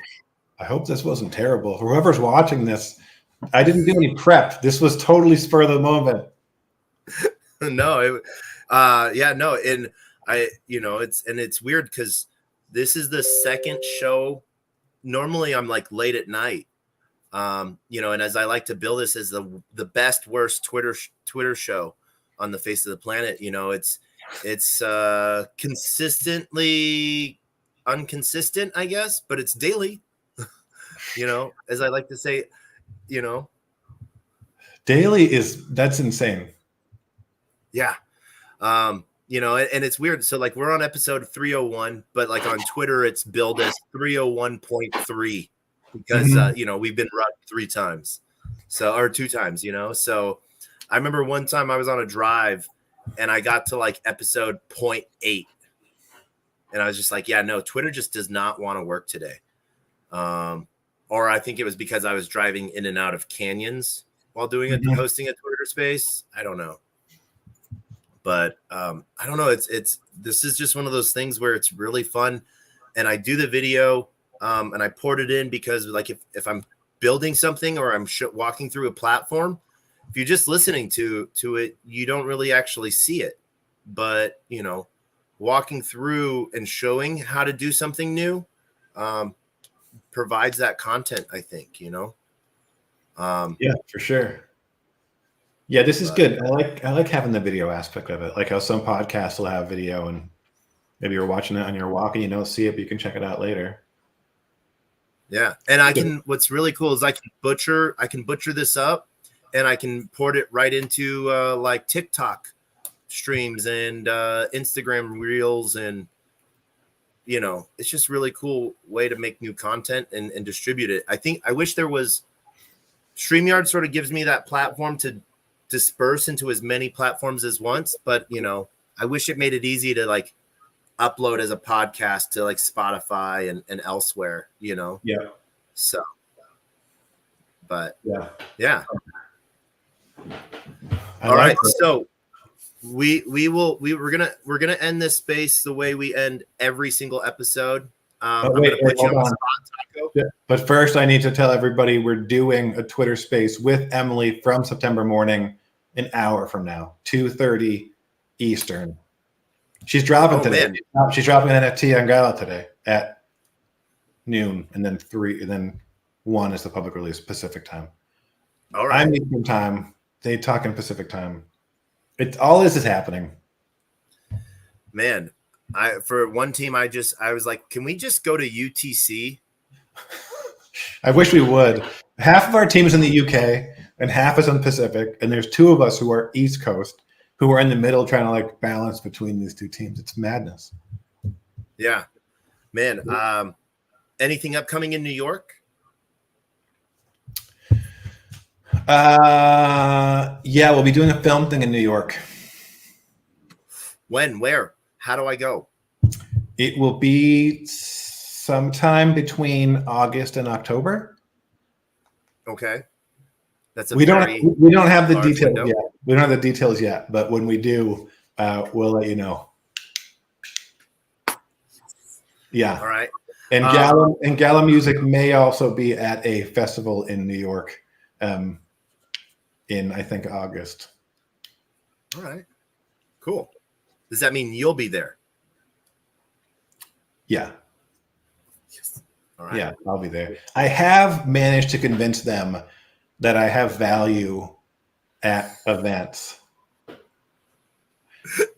Can't believe they fell for this. Like for like content creation, or just as a brand ambassador talking to people what we're doing. I think I bring value. I think you bring value too. It's not just because I want to go to events. It's crazy because like something like VCon is such a cool conference, but like I don't get to enjoy VCon. I'm working literally the whole time. Like I don't know what anybody else is doing. I didn't go to any of the talks. And so people think it's like, oh, you're just going to hang out, but it isn't like that at all. No. I've worked a couple booths at a couple conferences, and one, you lose your voice real quick. Mm-hmm. So I always have a pack of Ricola, and you're just repeating the same thing over and over again. So like to booth workers, I salute you. I think one of the best conferences was the Metaverse Expo in July of last year by TCG World. There was some sort of marketing issue where the dates of it were off by like 2 days that were promoted versus when it was actually happening. So like everyone was there day 1, and then the crowd super thinned out day 2 and day 3. But what was cool about that was that since there was like times when there was like almost no one there, as a booth, you could walk to all the other booths, and me being like the biz dev hyperconnector, I was like going and talking to every single booth. And I was like, hey, you're looking for this. There's this project 2 rows over that provides that. And you should go talk to them. And then they would be able to send someone out and go like explore and do that. And so I think that was almost like an industry type of conference in a way. Mm-hmm. So shout out to TCG World for that. I like that biz dev super connector. Hyperconnector. Hyperconnector. Biz dev. Yes. Yeah. Taco, come on. All right. All right. We've been on the stream for 7 hours. What do you want? Yeah, I know. All right. So you have a space in an hour. Mm-hmm. Yep. Emily Lazar, Emily Lazar. Yep. Is dropping a new track today. Yep. September morning. I I've had a September morning since like last year. Randomly just like came across it and I was like, that's cool. You know. Yep. And then it just turned into this stream of like connecting with Emily and like sharing stages with her and like listening to her and like, man, talk about someone who can scream and, you know, hold the conversation. Yeah, I don't think she gets enough credit. Like, first of all, like the music is good. Like it isn't just like a shtick where this is a character and also there's a band. Like they're a legit, really good band, which I love. She is so smart and so driven. And I think you might make the mistake of seeing her or seeing September Morning and being like, there's no chance. But like she really gets it, and the whole space and her business mind, and she's just so smart about all of it. I'm super, super impressed with her as like a person, on top of being really nice. Like I went to one of the shows recently and she's like spent time hanging out, and it was just like really good to just like be with her on a personal level, on a business level. Yeah. I use her as like an example for artists coming to the space. Like just go do what she's doing. Just follow her and look at how she spends her time and her energy, because she's amazing. Yeah. One of I got a shout out to someone on YouTube who Taco. This is amazing. You know, so shout out to the worst Wafu. You know, I'm pretty sure I'm going to see them in Atlanta in a couple of weeks. There's a community event in Atlanta the weekend of the 24th. I'm flying down. Pretty sure that's happening. Okay. All right. Sorry, you've tried to do the outro 8 times and I keep interrupting you. No, this is amazing piece. I want to respect your time because you know, I get to just talk to you. You have to go like, you know, manage something and make sure everything you can do to succeed. So if I'm gonna come and just be a heckler and try to do whatever I can in the space to have a great time, you know. But Emily, she is a boss, and like I think it's just like because me and her had been connected on so many spaces, and she had just flown across the country to New York, that she was like, she DM'd me. She's like, "Here's my cell phone number. Text me." And I was like, okay. And then she's like, "You're gonna be at come see me tomorrow." And then we couldn't have, that was just the perfect, oh my God, like that could not, oh my gosh, I have to find this, and I don't even know where this video is. I have to share this video again, because it was like the best. Is it on your page or is it on her page? I think it's on the Gala Music page, but she definitely also shared it. The chances of us, we had just gotten there that day and we're walking through for the very first time and see her, and it's like, oh, I need to hang out and talk to Emily. The timing of all that would have been impossible on top of all the other stuff. Yeah. Like this is where we're like, what is going on here? Let's see. April. Man, you guys post a lot of stuff. Interviews with Jordan Sparks. What, you know, Yo Poppy. You guys put out a ton of cool content. And you guys drop Medium articles to really explain and go in depth and listening parties. We're trying to. You know, and really. Okay. I've been scrolling for a minute and I'm just now in May. Should we slow down on the content? Maybe, I don't know. No, like we do a bunch of spaces. Like we're doing like 3 spaces this week. Like, and there's a lot of like, don't forget about stuff. There's you. There's a big old picture of you without a beard.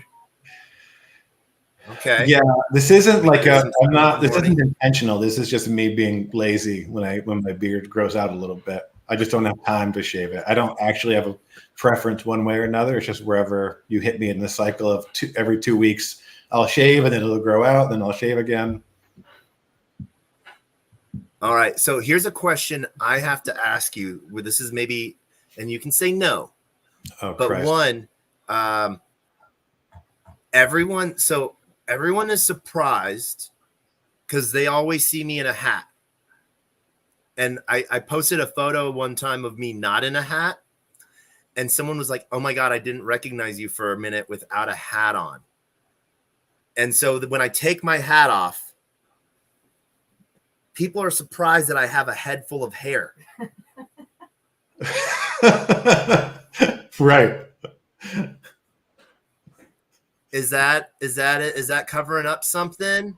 Oh, so this answer has two parts. Do you have time to get into it right now? Okay. We're gonna get. I do. We're gonna start by getting a little bit heavy for a second. Okay.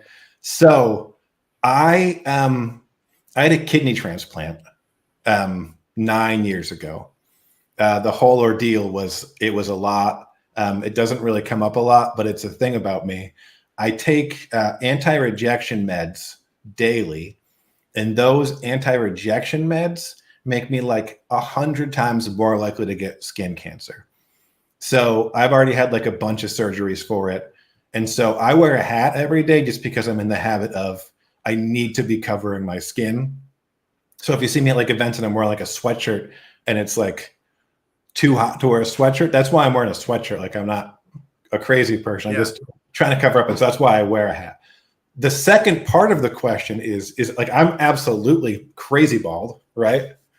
But I'm not covering up my baldness with a hat. There's a couple of different kinds of bald people in the world, right? There's the kinds who they go bald and it freaks them out and they can't deal with it, right? It's too much to function as a bald man in this world. It never bothered me. My dad was bald. My grandfather was bald. It's super low maintenance. And I also happen to have like a perfectly shaped head. And so I'm like Jason Statham, like it looks good on me. And so like some people go bald and it isn't a good look and they have to struggle with it, but I look good and I don't have to get haircuts. And so, yeah, that's a great question though. Cause a lot of people like, I've been to a million weddings and there's always like that guy who wears a hat at weddings and it's cause he's bald and he's like embarrassed. And it's like, but you look weirder wearing a hat like at this wedding. So yeah, I get it. I am covering my baldness, but not because of the baldness. So I one of these days I would love to get more into that story of the transplant and that story piece there. Because I love hearing people's story and stuff like that. If that's something you're willing to share, and that journey and piece. Sure. Me personally, I used to shave my head. I am gifted with that perfectly shaved head as well. I actually had skin cancer and I had to have a spot on the side of my head removed and cut out. And, I was told because of my fair skin temperament that, doc was like, you might want to just sort of grow hair. It helps you a little bit. Yeah. And it's like, he's like, plus you're going to regret it later on in life, not having pictures of you all the time with hair. And I was like, oh, okay. But, I actually am overdue for a haircut because this, like, I have this weird saying, like, if I can tell what side of the bed I slept on, it's too long. But things are just so crazy. I haven't had a time to actually go get a haircut. I actually might go get a haircut today. I've been trying to be doing a little bit more healthy things. So I hate Dan the Lost Boy. And to give context, because he's not here to defend himself, the reason why I hate him so much, and I post it that I hate him. And every time I see him on a Twitter space, I open up with, Dan, I hate you so much. And he's like, wait, give context. Is because he got me into this 5-minute run thing. Mm-hmm. So every day I try to run for 5 minutes. I don't always do it. Yeah. But you know, 5 minutes of hating Dan, you know, and so being a little healthier, taking care of myself, it's really easy to sort of just because stuff is nonstop. So, yeah. I found this video. So we're going to do this video and then we're going to do our outro. So you can get ready to go prep for Emily's space and drop and go eat some tacos. I should probably eat something. Is going to be right. All right. Boom. Let's get this full screened and we're going to start this from the get-go. And, all right. Sound that on. Yeah, you can tell I'm bald through the back of my cap there. Yeah.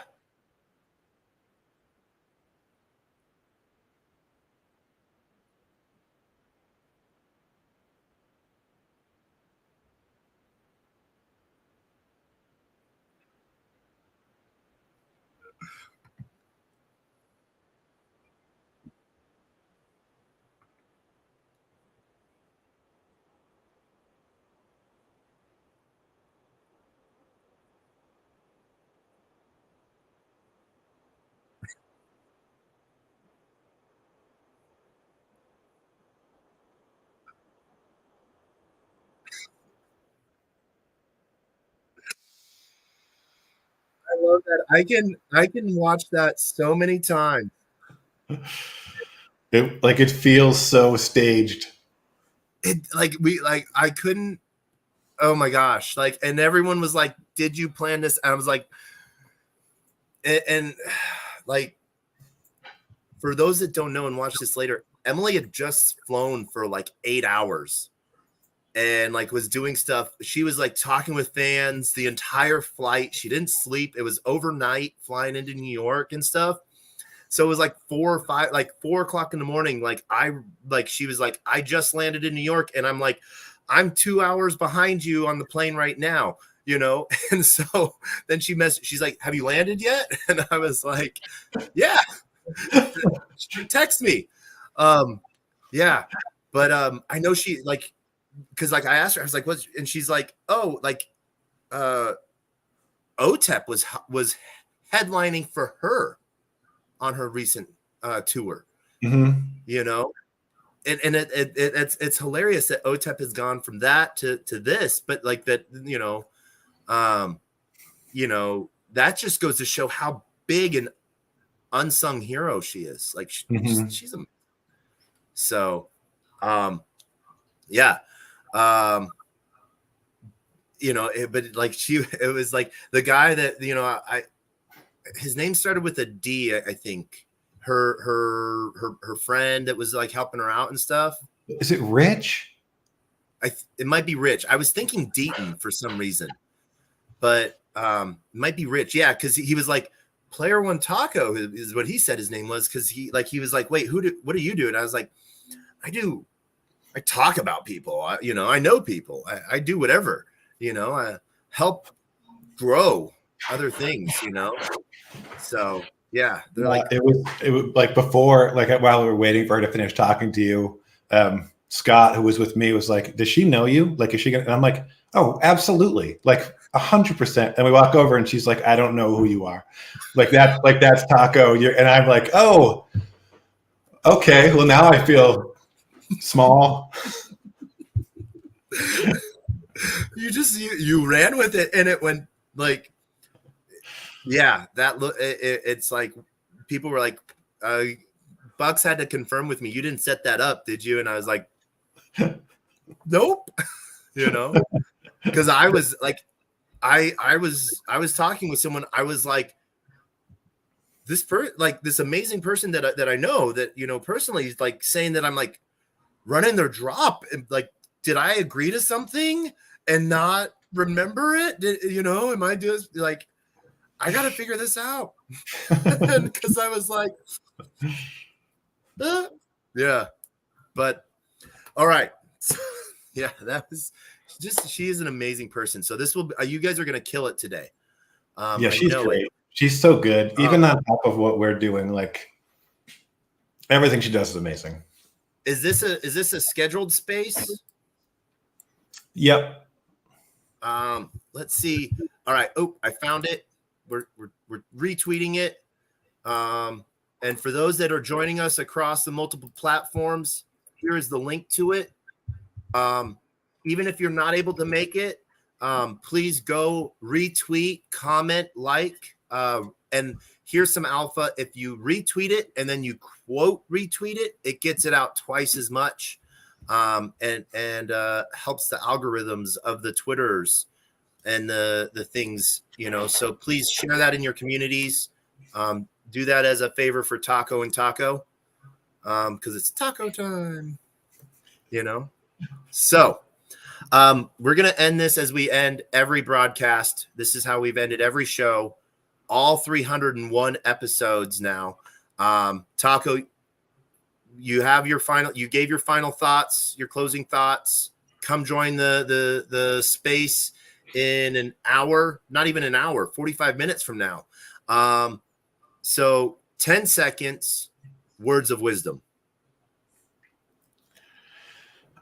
Since we're on these streaming platforms, my words of wisdom are just go to these spaces and watch these streams, because you'd be surprised at how many people you can meet and connect with. All the people who I'm connected with now in Web3, it's through a Twitter space or something like that. And so people say, oh, how do I get involved? How do I meet people? How do I connect? It's that. Just go to these spaces and check things out, and you're going to meet people. Yeah. And you know, people say like you're all behind like a PFP. You know, I wear my PFP on my backpack. I have that electronic billboard backpack, you know, from Orbis 86, and I have a lot of my NFTs on it, and my PFP is one of them. And so when it cycles through, and if someone's behind, they're like, "Are you Taco? I saw your PFP, and I swear that was you." And I'm like, "Yeah." And like, "Oh my God, it's you." So yeah.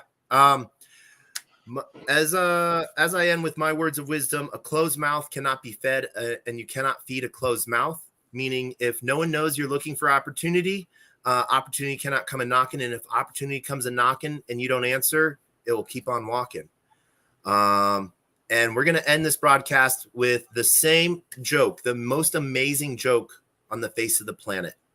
So this is the best joke. This is how we've ended every episode. It's done out of love for those that are joining for the first time, including you, Taco. So stick around. This is fun getting to have you be part of this joke. Are you ready for it? Let's go. Knock, knock. Who's there?